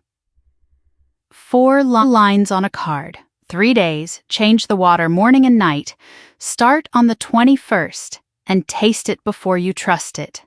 Nowhere on that card does it say what to do when you started late. You just keep changing the water. The next Christmas Eve was at my house. I want to tell you about it plainly, without making it prettier than it was, because a year does not fix anything. A year just tells you what is going to hold. The list went up on the refrigerator in October, on the back of a warehouse invoice, in pencil, in my grandmother's order, hardest to easiest. Next to each of the 7 this time, there was a name, Salt Cod, me, because that one is mine and it always will be, Calamari, Tony, who had never cleaned a squid in her life and who came over twice in November so I could show her. Smelts, Angela, who drove up from Columbus on the 23rd with them in a cooler on the back seat. Shrimp, Vince, clams, roe, octopus, my Uncle Sal, who called me 4 separate times between October and December to ask questions about it and who overcooked it. And it was fine, and nobody said anything. Anchovies, my mother. There were 14 of us instead of 22. That is what the rule costs, and I knew it would. Some people did not want a Christmas Eve with a rule on it. That is their business. A few of them come now, and a few of them do not. And the ones who do not have not been cut off from anything. The door is not locked. It just has a price on it now, and the price is one dish. Gianna did not come. She sent a text at 4 in the afternoon on the 24th. It said, "Hope it's a nice night," and then a second one that said, "I'm not ready." I looked at it for a long time. I answered it 3 days later, and I answered it with one word, because anything longer would have been me trying to win something. I wrote okay. That is where my sister and I are. It is not fixed. There has been one lunch since, in a diner on Market, 40 minutes, mostly about a cousin's divorce. She has not apologized, and I do not think she is going to, and I have stopped needing her to in a way I did not expect and cannot fully explain. My mother came. She came at 4:30, which is 2.5 hours early, with a tin of anchovies and a bowl of the breadcrumb pasta, and she did not talk about any of it. And neither did I. She was careful with me all night. That is the word, careful, the way you are around something you broke and glued. She has never said she is sorry. Not once. Not in a year. And I have accepted that she is not able to. Whatever is in that woman that let her take $525 from her own daughter 96 times is the same thing that will not let her say a sentence out loud. And I have stopped waiting at that particular door. Here is what she did instead. After we ate, she got up and she went into that kitchen and she washed every dish in the house, alone. Nobody asked her. Tony tried to help and my mother said no. She stood at that sink for over an hour, in the kitchen she grew up in. And she washed and dried and put away every plate and every glass and both roasting pans and the white basin. And she did not come out until it was done. I stood in the doorway for a while and watched my mother's back at that sink. That is all there is. That is the whole apology. An hour and 10 minutes at a sink. And a woman who cannot say the words doing the only other thing she knows how to do. I decided to take it. Not because it is enough, it is not enough. I decided to take it because I am 32 now, and I have watched what happens to people in this family who hold out for the perfect version of a thing. And I would rather have a mother who washes dishes than a principal that keeps her out of my house. At 7 o'clock, I took the wooden spoon out of the crock and hit the side of the big pot with it twice. That is how my grandmother called everybody in. 2 hits on the pot. Nothing else. She never once yelled dinner. 14 people came in from the front room, and before anybody else got to a chair, I pulled mine out at the end of that table, and I sat down. Let me step out of it one more time. Because we are at the end, and I want to talk to you, and not at you. If you have been the one who handles it, you already know the part nobody warns you about. It is not the money. You can survive the money. It is that after enough years, the thing you do stops looking like a thing you do. It turns into weather. Nobody thanks the weather. Here is what I actually learned, and I am going to give it to you the way I wish somebody had given it to me at 23. What I brought to that table was never the money. It was 3 days of changing water in a chipped white bowl and a name in pencil on the back of a card. They could buy the fish. Any of them could have bought the fish. Any Tuesday. With a card.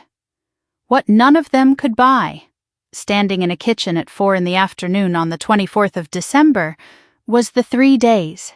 Nobody sells 3 days. And the year I stopped signing for it was the year they had to learn my name again.